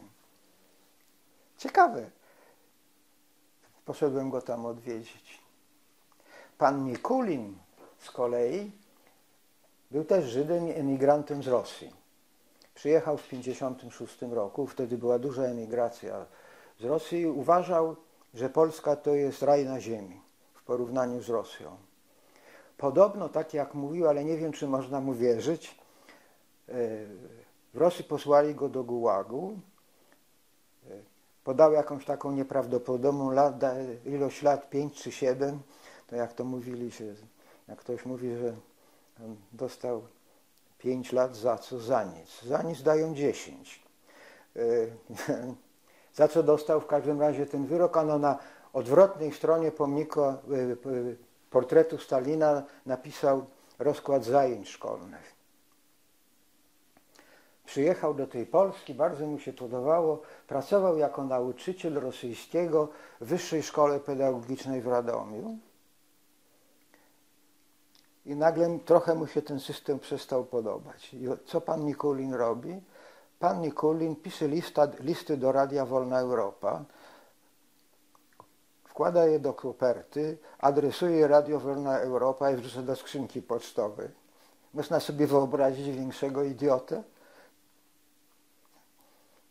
Oni te listy czytali, a w końcu wzięli go i zamknęli. I posadzili w tej samej celi. Pan Nikulin był tchórz. Pan Nikulin był tchórz. Zaczęli mu trochę grzebać w życiorysie i znaleźli, że w tej szkole pedagogicznej, Wyższej Szkole Pedagogicznej w Radomiu miał jakiś układ, jeżeli wolno tak powiedzieć, z jedną ze studentek. No i to było wiele wygodniejsze, aniżeli skazać go za korespondencję z Radią Wolna Europa. Jak ja wyszedłem z więzienia, to pojechałem do żony pana Nikulina. Oni w Legnicy mieszkali. Opowiedziałem jej, żeby wiedziała, co tam się święci, także o tej aferze. Pan Nikulin wyemigrował potem do Danii i tam dużo pisał o tematy Związku Radzieckiego w różnych gazetach, ale należał też do kategorii wierzących. Niektórzy mają dużo racji na różne tematy, nie dlatego, że się na tym dużo zastanawiali, tylko dlatego, że w coś wierzyli i potem ta wiara w jakiś sposób się ziściła, w odróżnieniu od wiary mojego ojca. Pan Nikulin należał do takich. No ale to były interesujące interesujące towarzystwo. No, czyli to byli mężczyźni starsi w ogóle od ciebie, Ach, tak? tak. Starsi może nawet, no nie, pewnie w wieku twojego ojca mogli być, skoro mieli dzieci No, w trochę czasie młodsi wojny. byli Trochę chyba, młodsi. tak. Powiedz mi, czy jak byłeś już w tym więzieniu, no, z takimi współwięźniami, czy odczuwałeś jakiś strach, że jesteś w tym więzieniu, czy odczuwałeś jakąś niepewność, co z tobą będzie, co dalej będzie, czy jak z twojej perspektywy to wyglądało, to w ogóle ten upływ czasu też, kolejne odliczanie dni?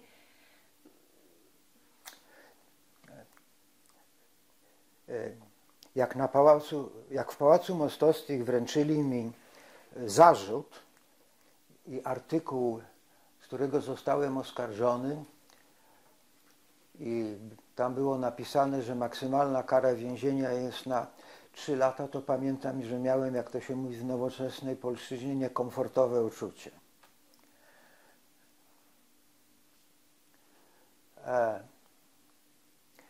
A potem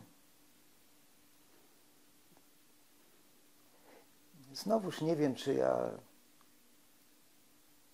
nie racjonalizuję. Raczej chyba się nie bałem. To, co pamiętam na pewno, to sankcja prokuratorska była na 3 lata. W Polsce Ludowej było tak, że prokurator mógł na dobrą sprawę dawać sankcje w nieskończoność.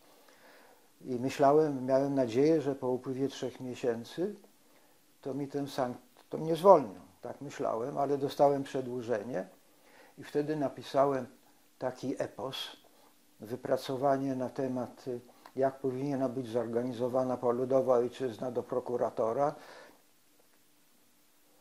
Ten epos jest tam gdzieś w jakichś aktach, ale ja nie mam ochoty go czytać. Ale zawsze myślałem o tym, jak to będzie wyglądało, jak mnie wypuszczą z więzienia. I zawsze myślałem, że to będzie słońce świeciło, będzie piękna pogoda. Ja sobie pójdę po tej stronie Rakowieckiej. Myśmy mieszkali bardzo blisko więzienia. Przy najdłuższej ulicy w Warszawie, Rakowieckiej, od Moskwy przez więzienia do pętli. Tam była pętla tramwajowa. Jak to będę chodził. No i potem mnie puścili, rzeczywiście słońce świeciło.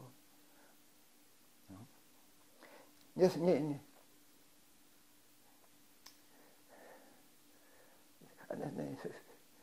No to nie było fajne,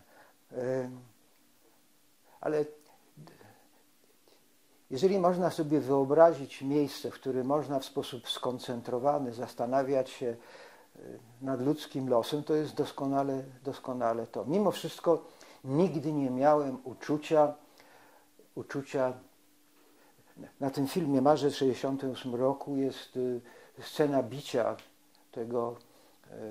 tego młodego człowieka przez bezpiekę. Z tego, co ja wiem, za naszych czasów przy tej okazji nikogo nie bito.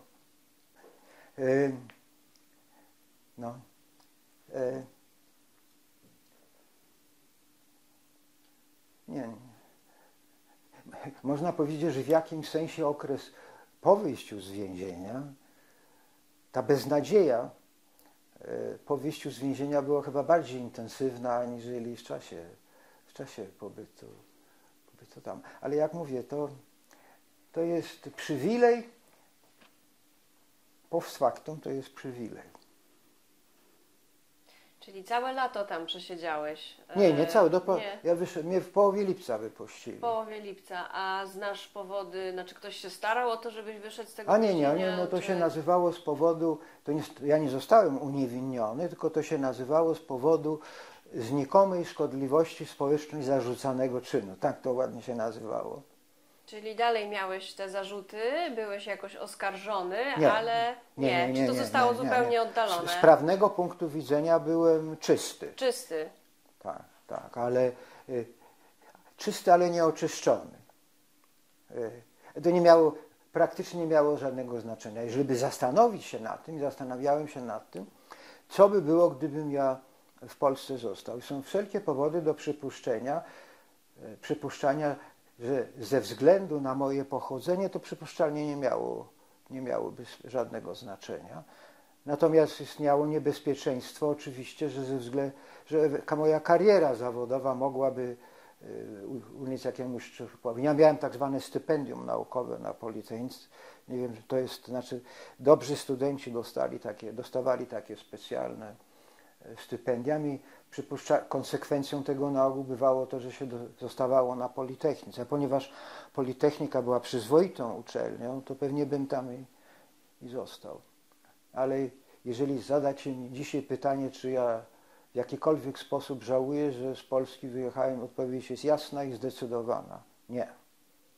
Stało mi się ogromne szczęście. Wszystko to, jeżeli co dotyczyło mojej kariery zawodowej w Polsce, byłoby niemożliwe.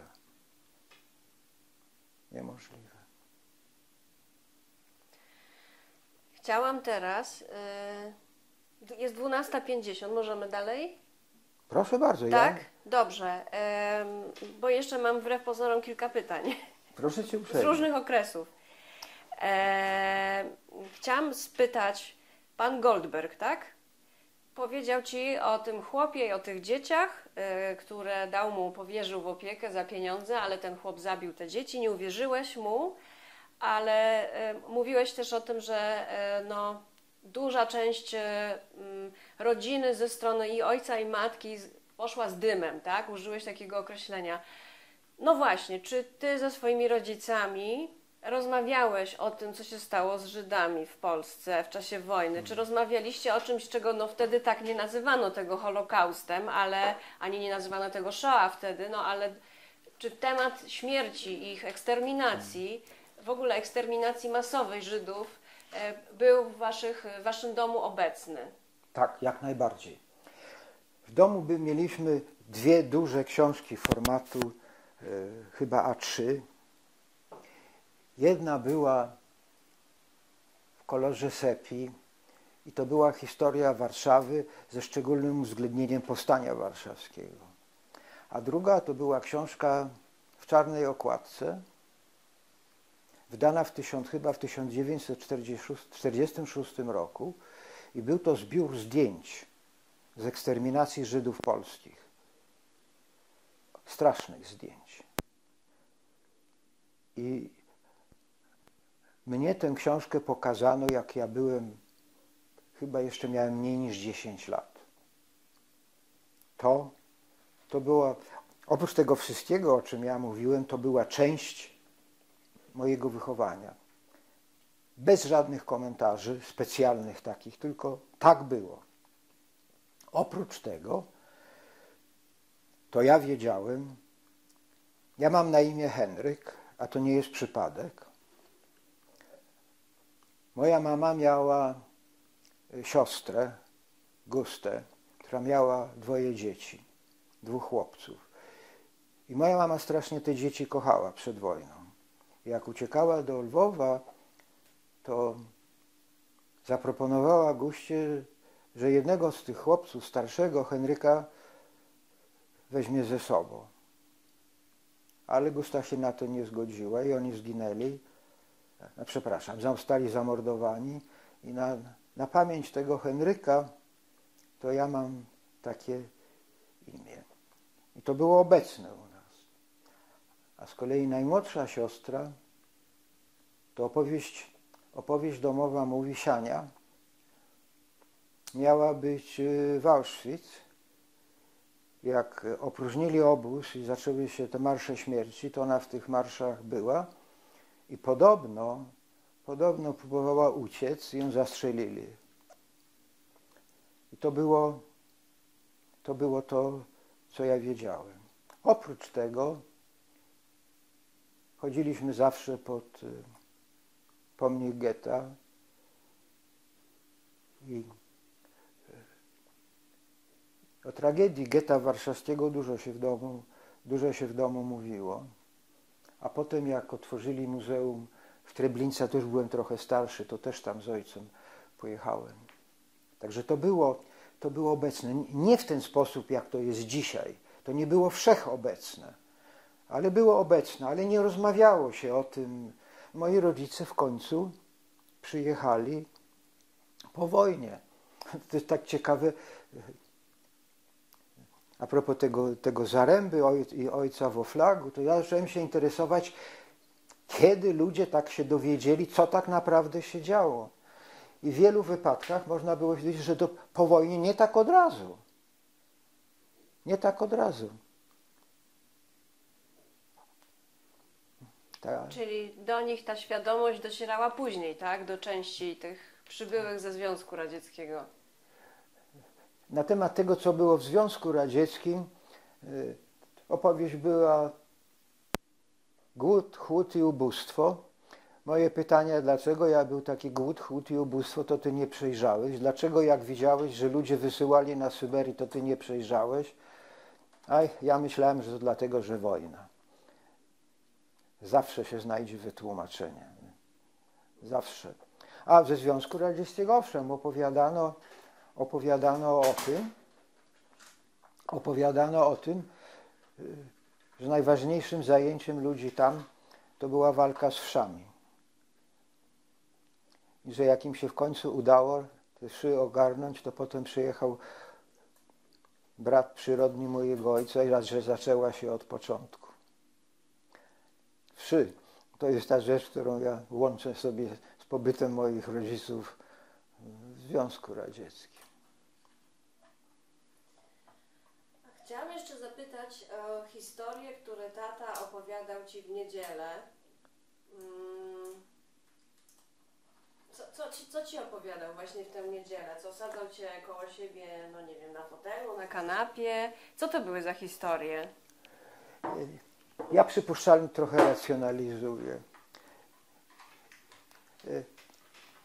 Mówił, że w jakich więzieniach siedział, jak tam ulotki rozrzucali przed wojną. I dyskusje potem były z tym małym gówniarzem ideologiczne. Opowieści o luksemburgizmie, o trockizmie, o takich rzeczach. To zastanawiające. O tym to była.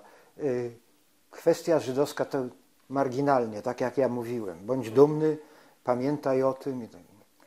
Ja w jakimś sensie czuję się jeszcze zobowiązany do tego, jak już jestem przy czymś takim i to jest nagrywane, żeby w jakimś sensie zahaczyć o rzecz, która mnie niepokoi i na którą nie mam odpowiedzi. Ja się uważam za Żyda. Jak długo pamiętam, że za Żyda się uważałem.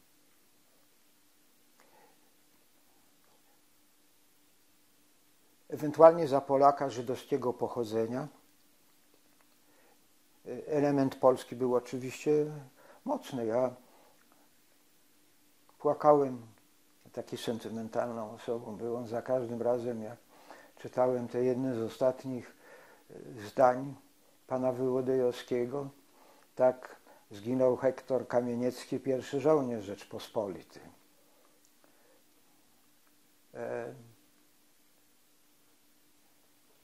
Z historią Polski byłem głęboko związany. Znałem literaturę polską, ale polskim patriotą nigdy nie byłem.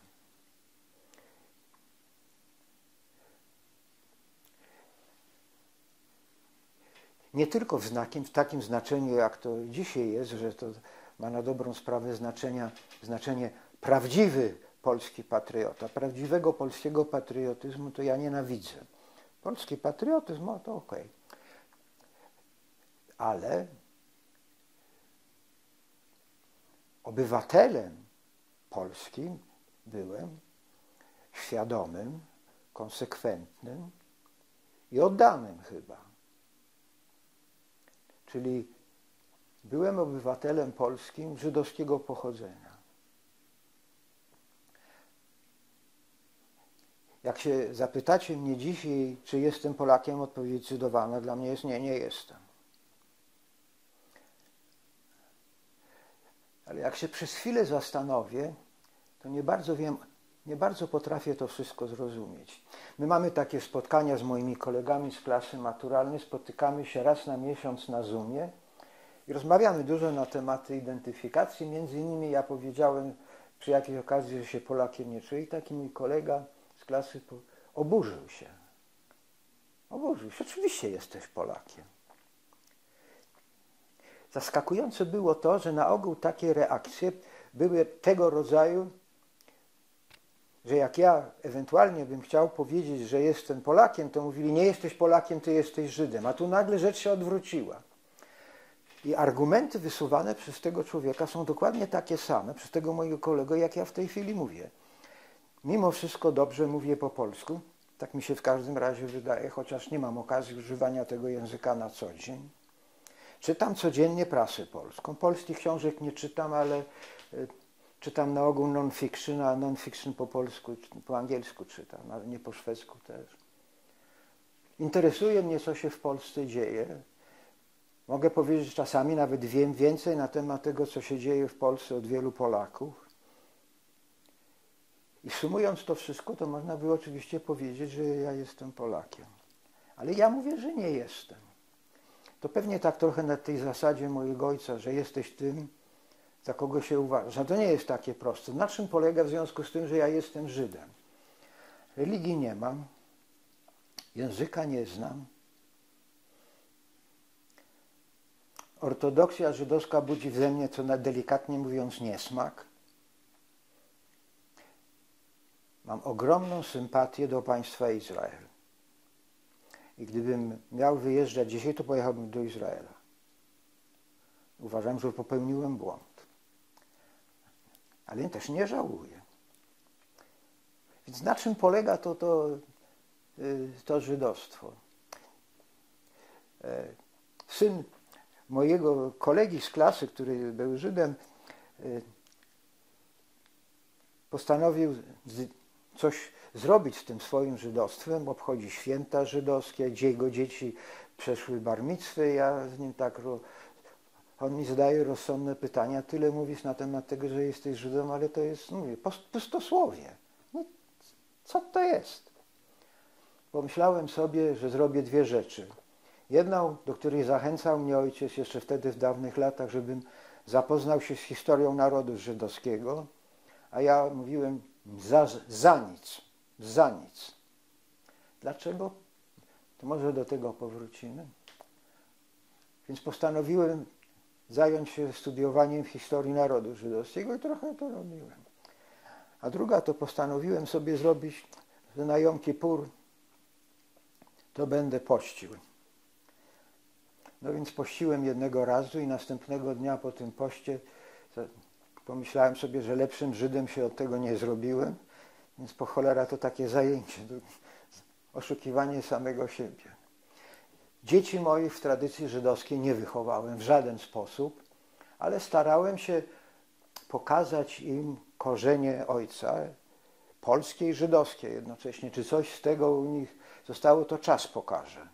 Trudno powiedzieć, ale nie ma tam napięcia w tym wszystkim, także to... Czyli można by powiedzieć, jak ja sam mówię, że ja tak żyję w zawieszeniu.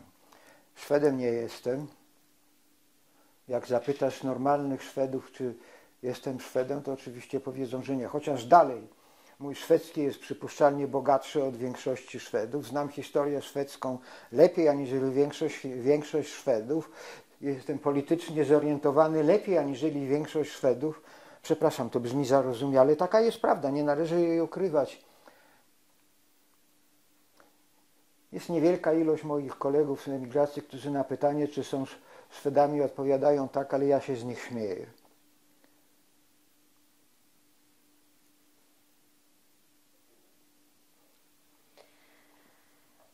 No, może po prostu to jest tak, że ojciec miał rację, mówiąc o tym, że masz prawo wyboru jakiegoś, tak? I że bądź sobą przede wszystkim, przy sobie gdzieś. Miał rację. Ale jest jeszcze jeden element tego wszystkiego, ten, który nadaje do tego moment napięcia, który jest niestety nie do zlikwidowania.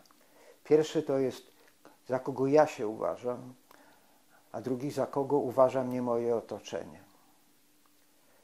I można powiedzieć, że na dobrą sprawę człowiek nie powinien dać się opisać, kim jest przez innych, ale tak nie jest. Dlatego, że tak, jak ciebie uważają inni, to ma wpływ na twoje życie i na twoją identyfikację. To jest nie do uniknięcia. Szwedzi, którym ja bym powiedział, że ja jestem Szwedem, nie uwierzą w to. Powiedzą, że i nie muszą dokumentować tego w żaden sposób. Czyli ci Żydzi, którzy w jakiś sposób w Polsce kiedyś mówili albo, że nie są Żydami, albo o tym nie wiedzieli, zostali skonfrontowani z tym, co o nich myśli otoczenie. I błogosławieni są ci ludzie, którzy nie są wystawieni na tego rodzaju napięcie. To znaczy ci, którzy rodzą się w polskich rodzinach, w szwedzkich rodzinach i nie mają konieczności, którą narzuca świat zewnętrzny, żeby się z tym w jakiś sposób konfrontowali. I patrząc na historię stosunków polsko-żydowskich, tak jak o niej się w tej chwili mówi, to ja coraz bardziej wyraźnie widzę to napięcie. Na przykład, byliśmy teraz z kolegami w Zamościu i to jest ta część Polski, która w czasie II wojny światowej zapisana jest ogromną martyrologią. Dzieci Zamojszczyzny to jest taki znany wypadek. I w Zamościu jest ogromny pomnik ku czci 2000 chyba dzieci Zamojszczyzny i ich losu. I ten pomnik jest koniecznością. Ale ludność Zamościa przed wojną liczyła 5000 Żydów. Nic, pustka. Poprzednim razem byliśmy w Sandomierzu i w Sandomierzu też ogromna ilość ludności przed wojną była żydowska. Jest tablica na rynku i na tej tablicy napisane jest ku pamięci 2000, coś takiego, obywateli polskich, którzy zostali, nie pamiętam sformułowania. Czy prawdą jest, że to byli obywatele polscy? Tak, to jest prawda, tylko nie dlatego oni zostali zamordowani, że byli polskimi obywatelami.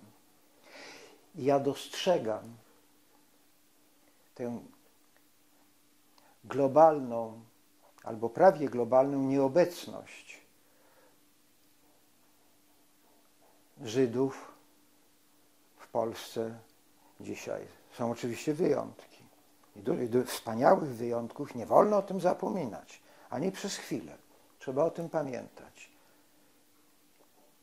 I dla mnie to jest ważne. Dla mnie to jest ważne. Ale z drugiej strony, jak ja byłem też tak bardzo aktywny w tej, albo trochę aktywny w tej pomocy polskiej opozycji demokratycznej, przyjechało na tournée Teatru Ósmego Dnia. Byli w Göteborgu, także ja tam z nimi rozmawiałem. Ja miałem ogromną potrzebę, żeby powiedzieć tym ludziom, że ja jestem Żydem. I w końcu mi to powiedziałem. Oni spojrzeli na mnie jak na idiotę. Jakie to ma znaczenie? O czym ty w ogóle mówisz? I muszę powiedzieć, że to było jedno z najwspanialszych przeżyć, że spotyka się tego rodzaju ludzi z Polski, którzy nie traktują tego jako żaden ewenement. No to co? I chciałbym doczekać się, a sądzę, że nie dożyję, takiego momentu, w którym taka właśnie będzie reakcja. I tę reakcję ja spotykam tutaj, ja są ją ogromnie chwalę. No, w Muzeum Historii Żydów Polskich siłą rzeczy dokumentujemy bardzo taką różnorodność, tak, losów Żydów polskich, więc starając się nie klasyfikować jednak ludzi, wydaje mi się, że jesteśmy otwarci na tę różnorodność i na tym nam zależy, żeby to dokumentować. No właśnie, bo polskim Żydem byś siebie nazwał? Nie, Żydem z Polski. Żydem z Polski. A jeszcze dopytam o te książki, co czytałeś w dzieciństwie, czy potem jak byłeś chłopakiem. Mówiłeś o panu Wołodyjowskim. A jakie jeszcze inne były, jakieś kanoniczne lektury?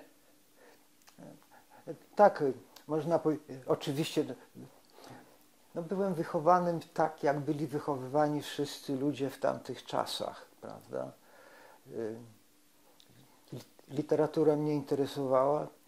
Jeżeli mam być szczery, w pewnym momencie w 11 klasie zorientowałem się, że wiele tej polskiej literatury, którą nam wbijają do głowy, jest kiepskiej jakości. Zacząłem czytać inne rzeczy. A nie wierzę w kompleks latarnika. Nie wierzę w ludzi, którzy zaczynają płakać nad lekturą, na którą pana Tadeusza.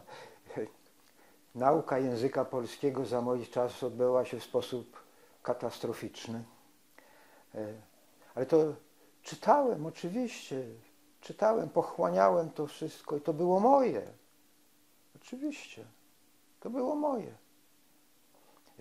Za tamtych czasów trylogia nie wchodziła w skład kanonu. Kontrowersyjny był szczególnie Ogniem i Mieczem. No, są powody do tego, żeby to było kontrowersyjne także i dzisiaj. Czyli na dobrą sprawę to wszystko, co mogłoby stanowić kanon polskiego patriotyzmu, w jakimś sensie było moją rzeczywistością. Ale to nie było podane w tym sosie. To mam jeszcze jedno pytanie, no bo tak, mówisz rodzina komunistów, rodzice komuniści, głęboko wierzący, a czy w ogóle, no właśnie, czy w takim domu w ogóle było miejsce na coś, co nazywamy właśnie dniem świątecznym, a jeśli tak, to jakie święta obchodziliście? No naokoło też była jakaś rzeczywistość, chodziłeś do klasy, w której byli i Żydzi, i katolicy. Tak pytam może też trochę tendencyjnie w kontekście tego, czy mimo wszystko ta żydowskość się jakoś nie objawiała jakimś choć drobnym, symbolicznym świętem. No nie wiem, tak sobie, tak, pytam tendencyjnie, no ale właśnie. Proszę się bardzo. Tak, bo rozumiem, że świecki dom, w zasadzie wszyscy nie wierzą w Boga. No tak byśmy dzisiaj powiedzieli, że świecki dom, nie ma religii, nie ma, no a właśnie, a czy może chociaż jakaś tradycja się ostała, czegoś? Ja rozumiem. Słuchaj, to było tak. Nie spadajcie z krzesła. Za pieniądze ksiądz się modli, za pieniądze ludzi podli. Tak ja byłem wychowany. Religia, znaczy skąd się bierze komunizm, wierzymy z mojego ojca, moja mama była raczej żoną swojego męża. Tak to było. Wspaniała kobieta. Też jej nie doceniłem.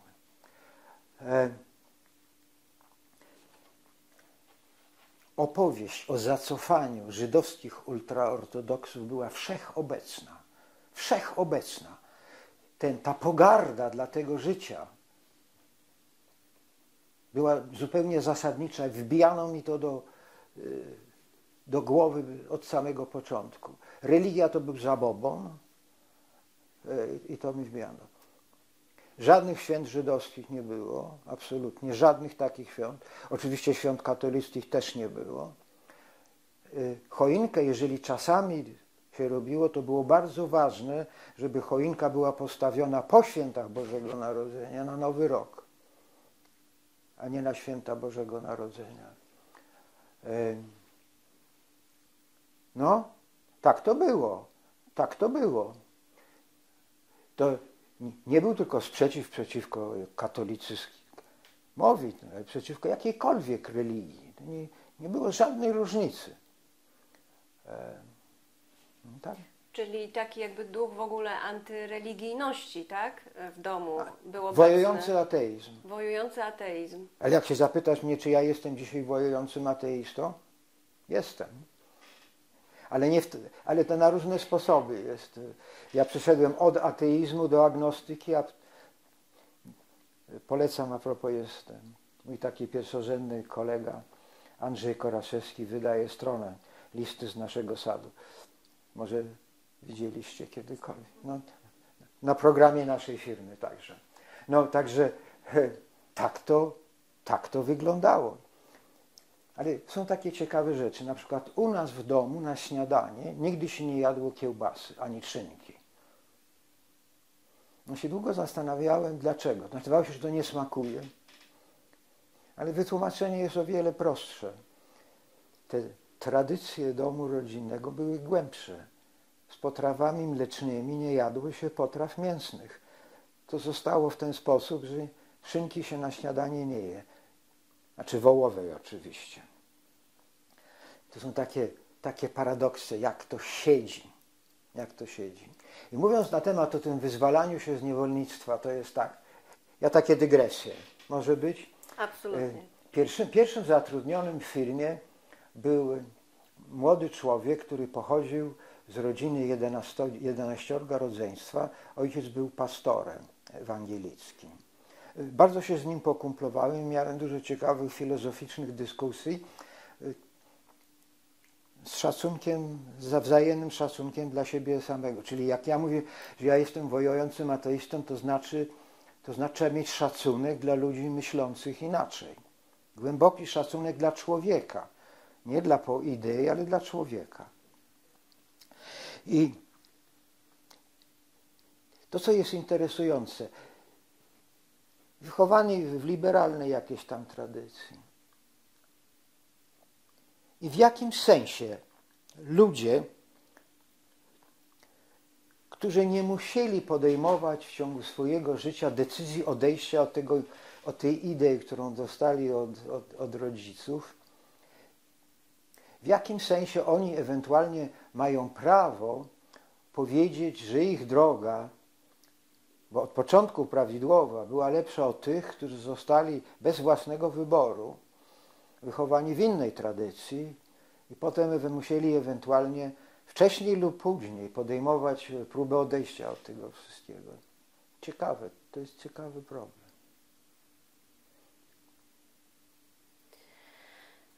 A w obecnym Twoim domu z żoną, z rodziną, tak różnorodną zresztą, jak powiedziałeś,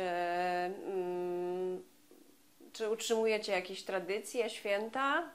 Oczywiście. Czy jest jakaś tendencja, w którą weszliście? No.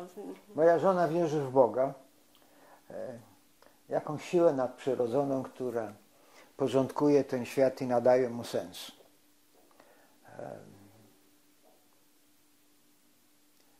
Do kościoła nie chodzi. Pochodzi z tradycji mieszanej grecko-ortodoksyjnej, zdaje się luterańskiej. Estonia to był taki dziwny kraj. Obchodzi się u nas i święta Bożego Narodzenia, ale jako święto rodzinne. Święta Wielkiej Nocy też jako święto rodzinne. Na święta Bożego Narodzenia to żona robi taką, jak to się nazywa? Tam, nie strucle? Wiem. Słucham? Strucle? Nie. Nie, tylko to... To jest jakaś słodka potrawa? Nie potrawa, tylko robi się tę kołyskę, szopkę. Robi jakiegoś rodzaju szopkę i to stoi, a jakże, i co, ale ja oczywiście sobie w ordynarny sposób, ale z pewnym zachowaniem pewnego dystansu śmieję się z tego, ale takie jest nasze życie. Dzieci w Boga nie wierzą. I żadnych takich tradycji na dobrą sprawę nie kontynuują. Ale to jest dobre, w ogóle to tak jest i to w Szwecji to jest ewidentne, że święta Bożego Narodzenia, w odróżnieniu od wielu innych krajów, sama nazwa Świąt Bożego Narodzenia w Szwecji Boga nie zawiera. To jak to jest po szwedzku? To się nazywa Jule, także to nie jest Boże Narodzenie, a to tylko dygresja. To się robi coraz bardziej święto rodzinne i na dobre lub na złe komercjalne. No, także tak to wygląda, ale nie ma dramatyzmu w tym wszystkim. Jeszcze chciałam dwa pytania zadać, tak sądzę, bo jeszcze chciałam wrócić do Izraela, ale tego Izraela w latach 60. i wojny sześciodniowej i tego, jak rozumiem, z ojcem wspólnie byliście zszokowani też propagandą, jaka była wokół tej wojny.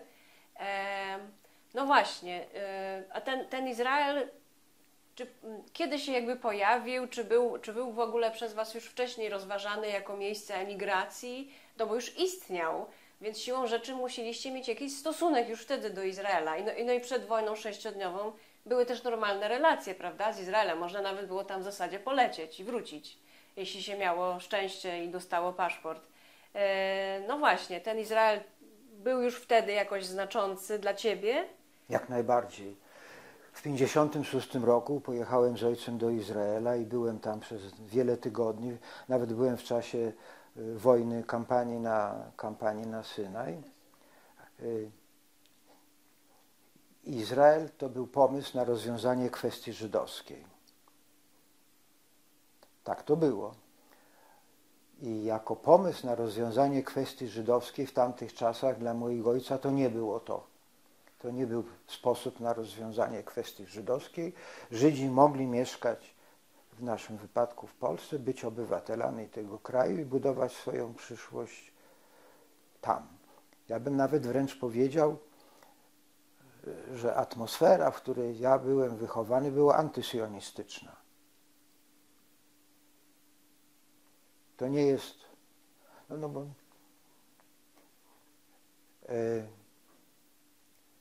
A potem był taki pan, nazywał się Mieczysław Moczar i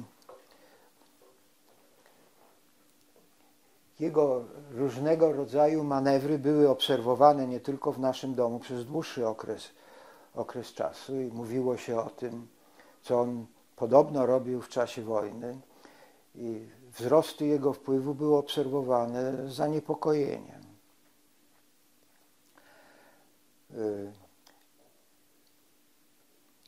Wojna sześciodniowa to jest nie tylko to, że to była erupcja kłamstwa, tylko to już był także moment, że nagle moi rodzice zdali sobie sprawę z tego, że rozwiązanie kwestii żydowskiej to nie jest wersja komunistyczna czy internacjonalistyczna, tylko to jest konieczność posiadania własnego kraju.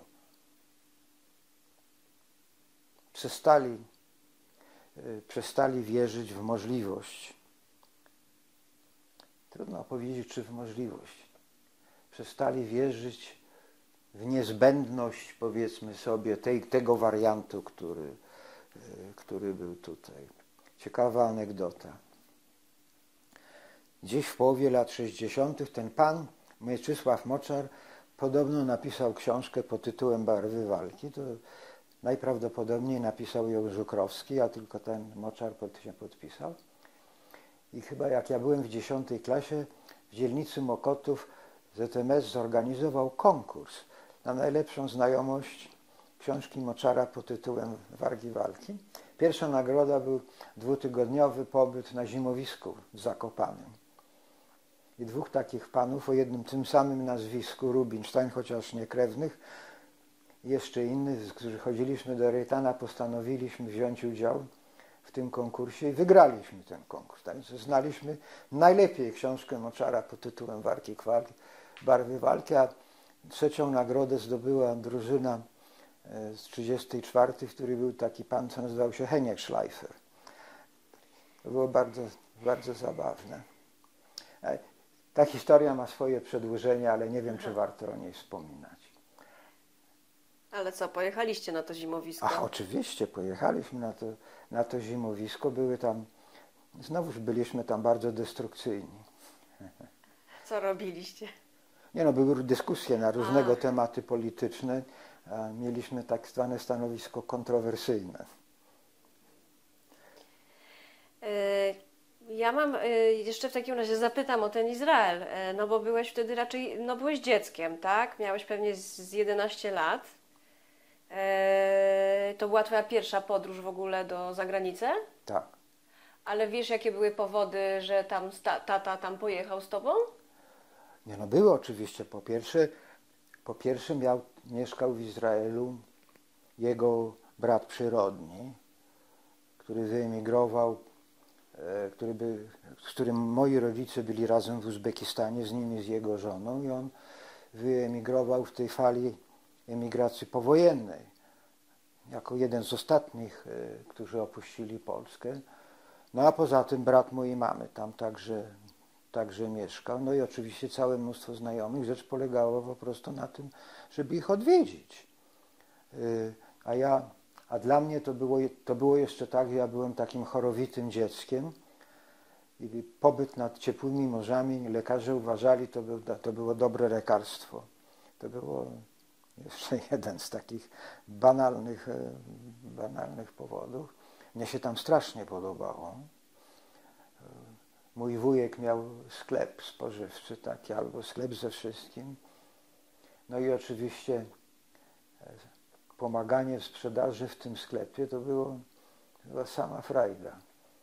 No i ja tam mam jedną kuzynkę i drugą kuzynkę. I w dalszym ciągu ja jeżdżę do Izraela w miarę często. No mam dużą rodzinę tam teraz.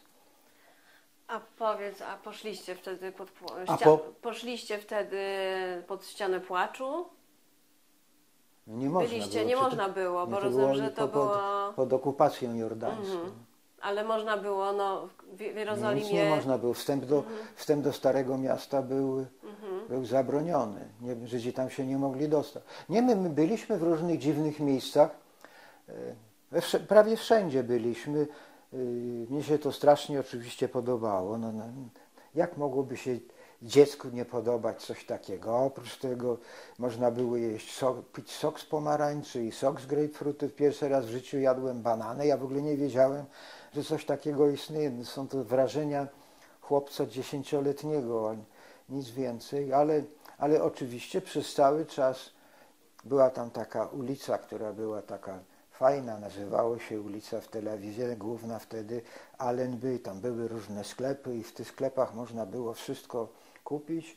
No i oczywiście mnie sprzedawano ten kit, że to jest taki pozorny obraz kapitalizmu, a w ogóle to ludzie tutaj są biedni i tak dalej, co częściowo było prawdą.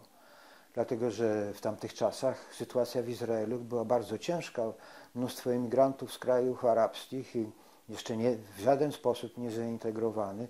Jak mój wujek na przykład mieszkał, to na dobrą sprawę, znaczy nie ten, który wyemigrował przed wojną do Palestyny, tylko ten drugi, to strasznie ciężko tam było.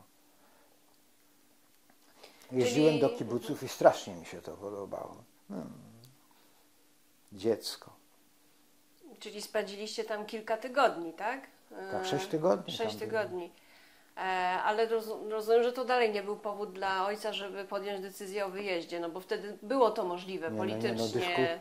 Mój ojciec zdecydowanie potępiał tych wszystkich, którzy wyjeżdżali. Przecież zanim myśmy tam pojechali, to ogromna ilość znajomych mojego ojca, środowisko socjalne mojego ojca to byli Żydzi, którzy byli aktywni w partii komunistycznej przed wojną. Czasami to byli jacyś Polacy, ale też z partii komunistycznej. To było to środowisko. I duża część z nich wyjechała, takich naprawdę wspaniałych przyjaciół mojego ojca. On uważał, że to był błąd, i ponieważ był taki, jaki był, to on ich potępiał. A oczywiście rodzina nasza w Izraelu uważała, że jak chcesz być komunistą, to bądź komunistą w Izraelu. A chciałam jeszcze dopytać o kwestię, czy problem żydowski. Wy w rodzinie właśnie używaliście takiego określenia problem żydowski?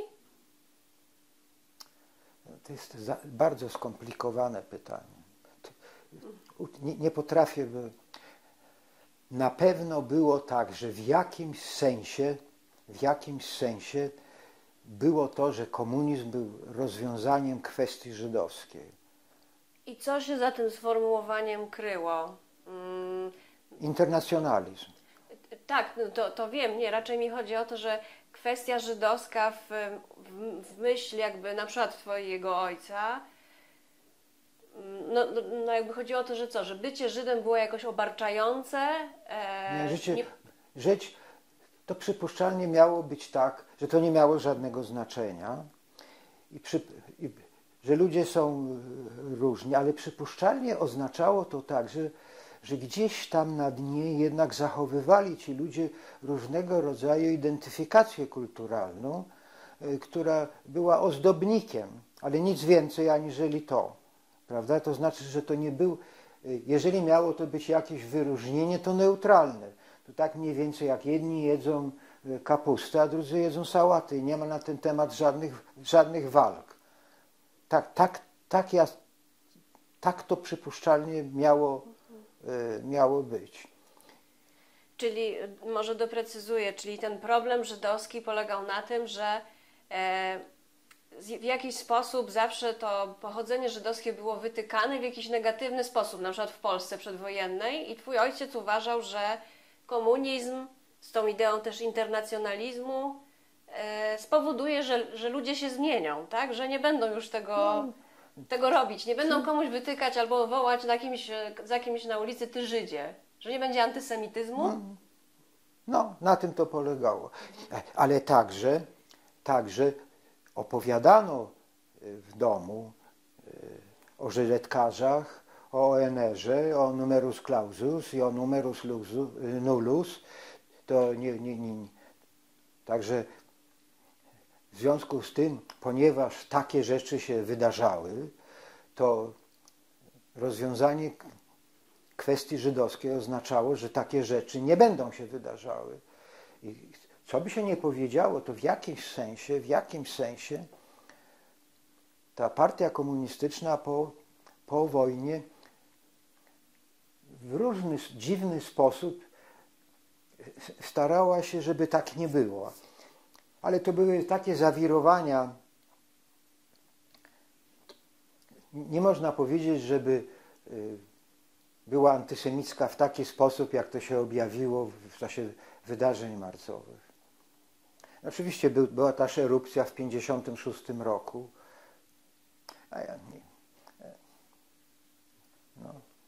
Ale mówię, w historii naszej rodziny świadomość tego, jak to wyglądało przed wojną, była. I że to jest jakiegoś rodzaju ten system na to, żeby tak nie było znowu, tak miało być. Ale rodzice tego otwarcie nie nazywali antysemityzmem. Ależ oczywiście. Czy tak mówili? Jak najbardziej. No, czyli mówili, że komunizm będzie rozwiązaniem jakby tych uprzedzeń wszystkich antysemickich, tak? Nie tego, co było wtedy, tylko tego, co było kiedyś. Dobrze, dopytałam, tak jak chciałam, dziękuję. Jeszcze mam pytanie o reunion. Czy ty brałeś udział w tych wszystkich zjazdach emigrantów marca 68? Ja nie lubię spędów socjalnych. Nie jeździłeś do Naharii ani Aszkelonu? Nie. Nie. Nie lubię takich rzeczy. I do Mulszy nie jeździłem. Ja jestem indywidualista. Ale w pewnym momencie ci ludzie, którzy biorą w tym udział, z tego całego środowiska, tak? Rozumiem, przyszli do ciebie z inicjatywą wsparcia stworzenia z kolei pisma, tak? Które jest pismem poniekąd emigrantów marca 68, Plotkies. I jak do tego doszło? Pamiętasz? Nie pamiętam na dobrą sprawę, ale przypuszczalnie Poldek w jakiś sposób się dowiedział, że ja siedzę w internecie i się mnie zapytał i ja zaproponowałem, żeby tak to zrobić. Bez żadnego dramatyzmu. Ludzie sobie nawzajem pomagają. No ale uczyniłeś to pro bono. Rozumiem, żeby też jakoś wesprzeć, tak, to środowisko, żeby miało ono swoją jakąś arenę, można powiedzieć, platformę.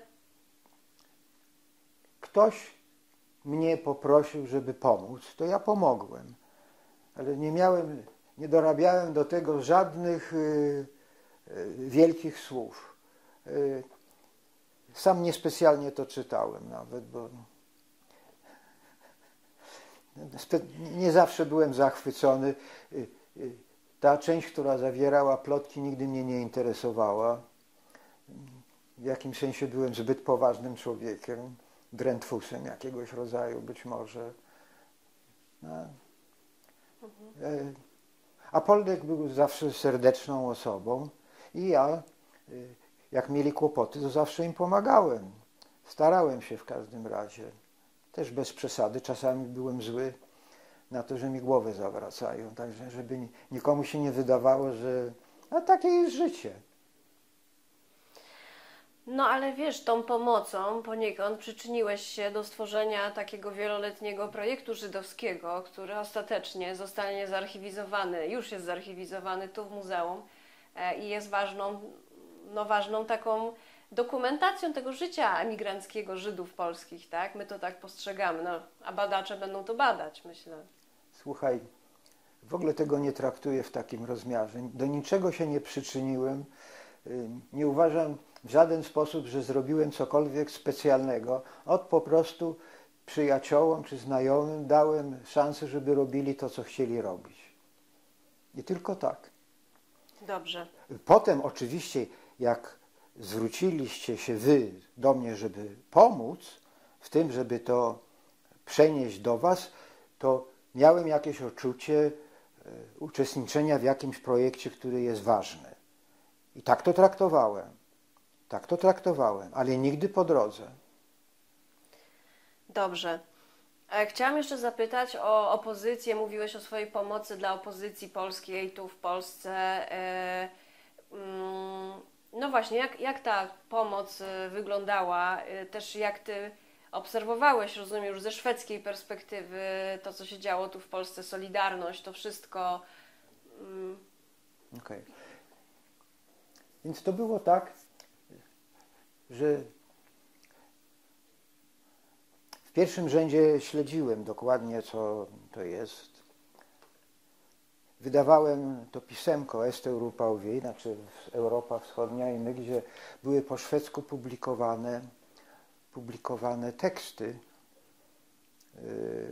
z różnych krajów, nie tylko z Polski, ale i z Czechosłowacji, z Estonii i z Litwy. Miało to pisemko taki, miał charakter lewicowy, na dobre i na złe. Pisałem artykuły do szwedzkiej prasy na temat tej opozycji, robiłem programy radiowe na temat tej opozycji. Zrobiłem to zabawne dzisiaj, jak robiłem wywiady z Kuroniem, z Onyszkiewiczem, także z Kołakowskim robiłem wywiady, także z takim zupełnie wspaniałym człowiekiem, ja dość dobrze mówiłem po rosyjsku, Zynowiewem, nie wiem czy nazwisko wam coś mówi, Aleksander Zynowiew napisał wspaniałe książki o Rosji, Blistiaście Wysoty. Zrobiłem taki program dokumentalny na temat strajku w Gdańsku. To dziś zabawne jest dzisiaj, jak z tymi wydarzeniami w związku ze śmiercią Pyjasa. Zrobiłem taki program, który oczywiście oddawał tamtejszą wersję tych wydarzeń. Teraz można się nad tym oczywiście zastanawiać. No i przepraszam. Jeszcze ciągle nie. Jeszcze ciągle nie. A kto powije to dziecko? Jakby to po stronie syna czy córki? Po stronie syna, także to będzie drugi wnuk, bo pierwszy ma 16 lat. A drugi będzie z nową panną, z inną panną. No to na przykład oznaczało także, że w każdą sobotę trzeba było iść do środku miasta i sprzedawać to pisemko. Każdą sobotę, przez wiele lat tak chodziłem. Co jeszcze? No to tak mniej więcej to robię. Znaczy ja nie byłem wplątany w tego rodzaju działalność, różnego rodzaju spotkania przy środowiskach socjaldemokratycznych, konserwatywnych i innych, gdzie występowałem, opowiadałem o tym, co się dzieje w Polsce i tak dalej. Takie rzeczy robiłem, ale ja nie byłem nigdy wplątany ani w szmugiel czegokolwiek, ani takich rzeczy bardziej praktycznych. To raczej było, jeżeli można tak powiedzieć, na poziomie dziennikarsko-intelektualnym. Tak to wyglądało. A potem jak przyszła, ja zawsze uważałem, że należy coś robić, jak jest pod górkę. A jak było z górki, to już mnie to przestało interesować. I jak przyszła Solidarność i nagle wszyscy, poparcie dla Solidarności w Szwecji było ogromne. Już nie było niczego pod górkę, tylko było z górki, to ja wiedziałem, że ja się czymś innym zajmę. I przestałem. A są egzemplarze tej gazety gdzieś zmagazynowane przez Ciebie? Wywiady z tymi ludźmi?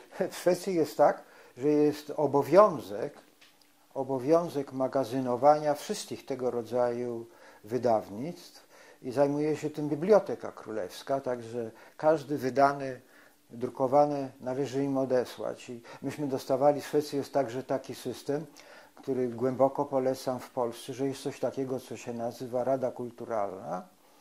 I w ramach tej Rady Kulturalnej przyznaje się pomoc dla tak zwanych czasopism kulturalnych, które nie mają możliwości, żeby same utrzymać się. Po tym, jak się wydało kilka numerów własnym sumptem, to można się do nich zwrócić, dostaje się dofinansowanie. I myśmy takie dofinansowanie wydali. Około 10 numerów wydaliśmy. I to było po szwedzku? Tak, oczywiście. Albo po tym, co mnie się wydawało, że było. A taki wywiad na przykład z Kołakowskim, to jak Ty go realizowałeś w tych realiach, że Kołakowski jednak był w Polsce, a Ty w Szwecji? A chcesz wiedzieć tego? Widzisz, ja kiedyś, jak chodziłem do szkoły podstawowej, to przez pewien okres czasu siedziałem w jednej ławce z Gienkiem Smolarem. Jeżeli nazwisko wam coś mówi. Jego starszy brat Aleksander. I ja trochę tak pomagałem rozpowszechniać. To była jedyna rzecz, którą robiłem, przesyłać numery aneksu do Polski. No i tą działalnością w Londynie zajmował się Gienek. Po tym, jak Kołakowski wydał to epokowe dzieje, taką książkę z dziejów marksizmu w 3 tomach, to ja chciałem zrobić dla Radia Szwedzkiego taki wywiad i prosiłem, żeby Gienek mi pomógł nawiązać kontakt z Kołakowskim. I on mi pomógł nawiązać ten kontakt i w ten sposób wywiad nie był specjalnie udany. Kołakowski strasznie się denerwował, strasznie. Ale gdzie go zrealizowaliście? To było w Oksfordzie. W Oksfordzie. Mhm. A Kuroń? Mówiłeś, że robiłeś wywiad z Kuroniem. To robiłem przez telefon. Zadzwoniłeś ze Szwecji do Polski? Tak. Super. Z Kuroniem, znaczy z Onyszkiewiczem, jeszcze chyba z kimś innym. Także ja od początku byłem świadom tych różnic między, powiedzmy sobie, środowiskiem, nazwijmy to, wywodzącym się z komandosów i Macierewicza. Ale to, co ja pamiętam z tamtych czasów, to rzecz polegała na tym, że po prostu Macierewicz był nie do zniesienia jako osoba, a nie jako przeciwnik ewentualnie polityczny. A co, miał jakiś specyficzny styl bycia, charakter? Znaczy, z tego, co ja pamiętam, i nie wiem, czy to jest oczywiście prawdziwe, to było tak, Kuroń to był ktoś, prawda? Oprócz tego miał charyzmę, prawda? A Macierewicz był osobą, która na samym była rzeczywiście jednym z współzałożycieli Komitetu Obrony Robotników i tą osobą, która na samym początku razem ze swoimi kolegami z Czarnej Jedynki organizowali pomoc dla robotników w Radomiu. Nie byli jedynymi, ale to byli ci ludzie. No a w w porównaniu z Koronim to nie była ta osoba, ale miał rozrośnięte ego. No i na tym polegał problem. Dobrze, to zostawmy Antoniego Macierewicza na boku. Nie jest tutaj tak istotną osobą. A jeszcze chciałam spytać, ucieszyłeś się, jak w Polsce doszło do przewrotu politycznego? Czy ucieszyłeś się, jak w Polsce doszło do zmiany władzy w ogóle, tak, w 1989 roku? Nie no, oczywiście, oczywiście, oczywiście, oczywiście pamiętam artykuł Adama, oczywiście, wasz prezydent, nasz premier, śledziło się tego wszystkiego z wypiekami. No, Szwedzi to raportowali o tym dużo w prasie? Ależ oczywiście. Upadek muru berlińskiego jakoś przyćmił to wszystko, dlatego że wydarzenie było wiele bardziej spektakularne. Oczywiście nie da się tego ukryć. Ale tak. A potem oczywiście przyszła codzienność. Także zainteresowanie Polską, no tak jest. Raczej jest pariasem w odczuciu dużej ilości Szwedów. Przykre to, ale no taka jest prawda. Mhm. A powiedz mi, a kiedy pierwszy raz przyjechałeś do Polski od momentu wyjazdu z niej w 1968? Jest tutaj dużo zabawnych historii. Jak tylko dostałem obywatelstwo w 1976 roku, to postanowiłem przyjechać do Polski. Była wtedy umowa bezwizowa między Polską a Szwecją, więc wsiadłem w pociąg i przyjechałem do Warszawy. Widziałem z bliska, to były pierwsze miesiące działalności KOR-u i byłem na takim wspaniałym Sylwestrze, gdzie był Chojecki i taka masa innych dziwnych ludzi. Bardzo się miło z nimi rozmawiało. Chodziłem także do teatru współczesnego z kolegami w ramach ochrony mikołajskiej, dlatego że jej wtedy grozili, że ją pobiją. Myśmy chodzili. To było ogromne wrażenie na mnie. To oczywiście zrobiło, tak samo jak puste półki oczywiście. A potem to było tak, że nie bardzo chcieli wpuszczać tych naszych emigrantów do Szwecji, chociaż była umowa bezwizowa. I wpadliśmy na taki pomysł, żeby zrobić akcję. Zebrało się nas 5 osób z tej emigracji. Wykupiliśmy bilety na samolot, na ten samolot, który jechał szwedzki premier na wizytę do Polski, żeby zrobić happening. Oczywiście zawiadomiliśmy masę dziennikarzy. Wylądowaliśmy na lotnisku w Okęciu. No i oczywiście nie wpuścili nas. Ale zrobiła się awantura straszna. Straszna. Dziennikarze tam biegali, tam i z powrotem. Władze musiały coś z tym fantem zrobić. Podjęły najbardziej rozsądną decyzję. Podzielili Żydów na 2 grupy. Dobrych Żydów i złych Żydów. Dobrych Żydów wpuścili, a złych Żydów wzięli za ręce i nogi i odnieśli do samolotu. Domyślacie się, w której grupie ja byłem? To ja i Natek Tenenbaum żeśmy nas. Pojechaliśmy z powrotem. Potem skandynawskie linie lotnicze przysłały mi rachunek za lot, ten, do którego mnie wnieśli, ale odmówiłem zapłacenia, zagroziłem, że pójdę do sądu. W końcu nie zapłaciłem. A potem w okresie Solidarności wpadłem na pomysł, żeby zrobić wywiad z Moczarem. On już wtedy nie był ważną osobą, a ja współpracowałem dość dużo, ale trochę w każdym razie z tą popołudniówką szwedzką Expressen i dostałem, ja nie byłem zatrudniony nigdzie, ale dostałem legitymację prasową od nich. Zadzwoniłem do sekretarki pana towarzysza Moczara i powiedziałem, że ja chcę z nim zrobić wywiad. Myślałem sobie, albo rybka, albo pipka, albo mnie wpuszczą, albo mnie nie wpuszczą. Pojechałem pociągiem. Bo o samym początku to było w ten sposób, że dlaczego mnie wpuścili? Dlatego, że listy preskrypcyjne były na lotnisku na Okęciu, a w pociągach jeszcze nie było. No i pojechałem do Polski. Siedzę w tym pociągu, przejeżdżamy przez Niemcy, opowiadam swoją historię towarzyszom z przedziału. Oni mówią, oczywiście cię wpuszczą, Polska jest taka, teraz inna. A ja mówię, wiecie co, szansa jest 80/20, że niestety nie. No i przychodzi ten umundurowany pan, zabiera te paszporty, bo zabierali paszporty, żeby je przejrzeć. Potem przychodzi z powrotem, oddaje nam te paszporty, bardzo zapraszamy do Polski. No ten pan do mnie mówi, no widzisz, no, upłynęło 5 minut, przychodzi ten sam pan, wskazuje na mnie, a pan to sobie wysiądzie. No, fajnie było. No Który to był mniej więcej rok? To było w zimą 81 roku. No, czyli zaraz To stan było w czasie wojenny. Solidarności, tak. Tak. Także z wywiadu z panem Moczarem nic nie wyszło. Czyli tyle ciekawych rzeczy się wydarzyło. To wielkiego wpływu na rozwój historii nie miało,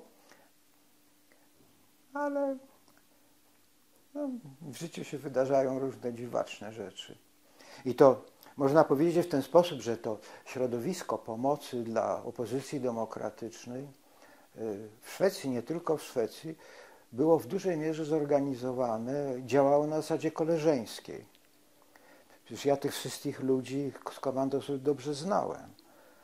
Lityńskiego, Blumsteina, Basię Toruńczyk, Koronia nie znałem, bo ja na dobrą sprawę całego tego towarzystwa, jeżeli mam być zupełnie uczciwy, nie lubiłem.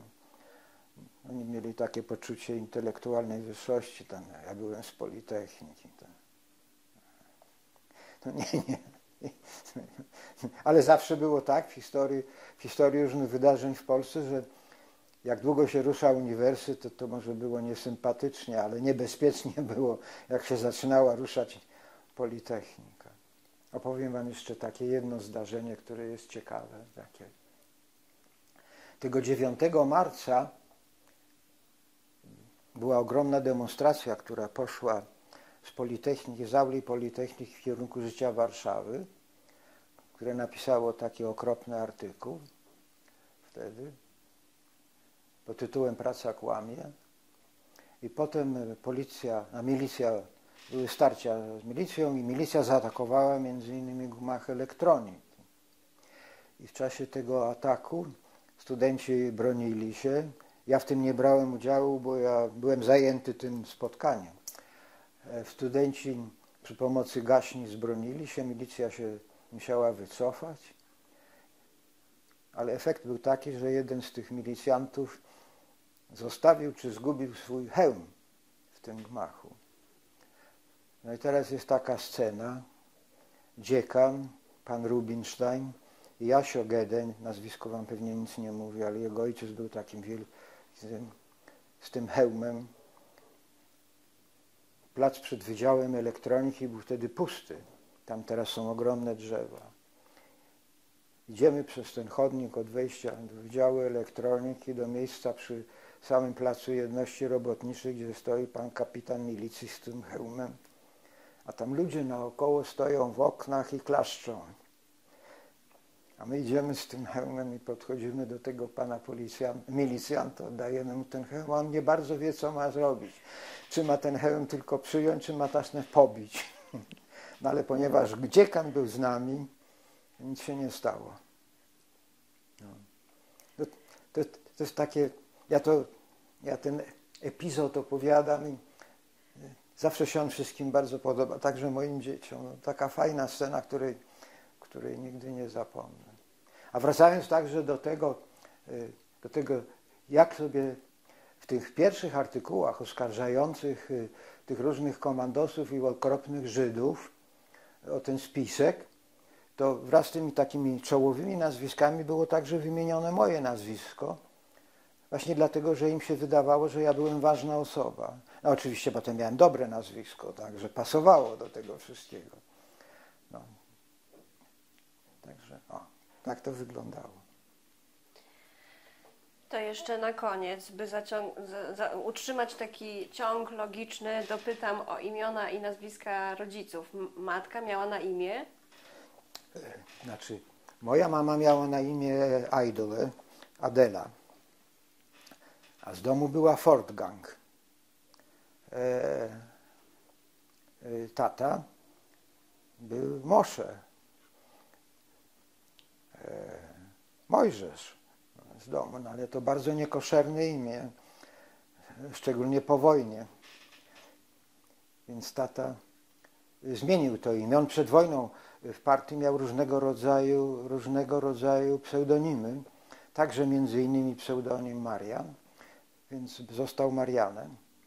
Zabawne jest to, że jak ja znalazłem tę notatkę w tej księdze urodzin mojego ojca, to tam jest także zrobiona notatka na temat tego, jak mój ojciec zmienił nazwisko, imię z tego Mojżesza na Marian, a oprócz tego, żeby to wszystko było zupełnie koszerne, to mój dziadek, który był Jakob, zostało mu zmienione imię na Jakub, żeby też lepiej wyglądało, a moja babcia, która miała, zdaje się, na imię Ides, to zmienili jej na Irena, dlatego że jakby to wyglądało, jak się miało dowód osobisty, żeby takie okropności były wpisane. Jak mówimy o tym, to jest też taka zabawna historia. W latach 50. moja mama idzie odebrać swoją pensję do okienka, bo się odbierało pensję w okienku i nagle okazuje się, że nie ma jej na liście płac. Co się stało? Patrzą, ale znaleźli w końcu, że zamiast pani Rubinstein była tam pani Rubińska. Była taka akcja, żeby tym okropnym Żydom zmieniać nazwiska na bardziej słowiańskie, żeby to tak źle nie wyglądało. Wielu ludzi to zrobiło. Czyli, a rodzice mojej mamy mieli na imię, ona się nazywała Salomea, a on, zapomniałem. Napiszemy do ciebie e-mail. Słucham? Napiszemy do ciebie e-mail i się o to już dopytamy. To ja to wygrzebię, tak. Dobrze. Tak. I ja się usiłowałem dowiedzieć, dlatego że udało mi się znaleźć te wpisy do księgi urodzin od strony ojca. Napisałem podobny list do Oświęcimia, ale ta księga się nie zachowała. Czyli ja nie wiem. Zabawne było także, że z kolei moja babcia od strony taty nazywała się z domu Faust. I mieliśmy tak krewnych w Paryżu, którzy się nazywali Faustowie. Ja, jak byłem w 1967 roku w Anglii, to odwiedziłem ich. I potem, jak trochę pisałem artykuły do Politechnika, to publikowałem je pod pseudonimem Jana Fausta, to znaczy tego kuzyna. Zabawna historia jest tak, że nudzę was? Nie, ja zapisuję Już ważną wystarczy? rzecz. Nie, mów, Okay. proszę. Jest taka zabawna historia, ja pojechałem byłem w 1967 roku w czasie wakacji w Londynie i zakupiłem tam kilka koszernych książek i przywiozłem je do Polski. Głupi byłem, przepraszam. Może to jest teraz ten poród, tak? Oj. Skończymy, Znajoma. bo ona Dobrze. już na mnie czeka na dole. To powiem wam tę historię i to będzie koniec tej opowieści. Dobrze. Historia była taka, że ja kupiłem te książki, przewiozłem je do Polski i potem, jak mnie aresztowali, te książki były koszerne, więc rodzice oddali je na przechowanie do swoich dobrych znajomych z przedwojennym z partii komunistycznej. I potem nagle na przesłuchaniach w więzieniu pytali o mnie, czy ja przywiozłem takie książki. Ja głupi, jak już wiedziałem, skąd oni wiedzieli, no tym wszystkim to się przyznałem, niepotrzebne to było. Ale co się okazało? Okazało się, że ten człowiek, przyjaciel z partii komunistycznej, któremu oddano te książki na przechowanie, był współpracownikiem bezpieki i powiedział im o tym. I Donos na to ja znalazłem w aktach IPN-u. Teraz. Dobra, będzie tego. Będzie tego, ale jakie to były książki? Opis wojny sześciodniowej napisany przez Winstona i Randolpha Churchilla, pamiętniki Pieńkowskiego, albo nie pamiętniki, tylko Pieńkowski to był szpieg amerykański w Rosji, bardzo ważny, który odegrał dużą rolę w czasie kryzysu kubańskiego i opis wojny sześciodniowej chyba zrobiony przez Diana.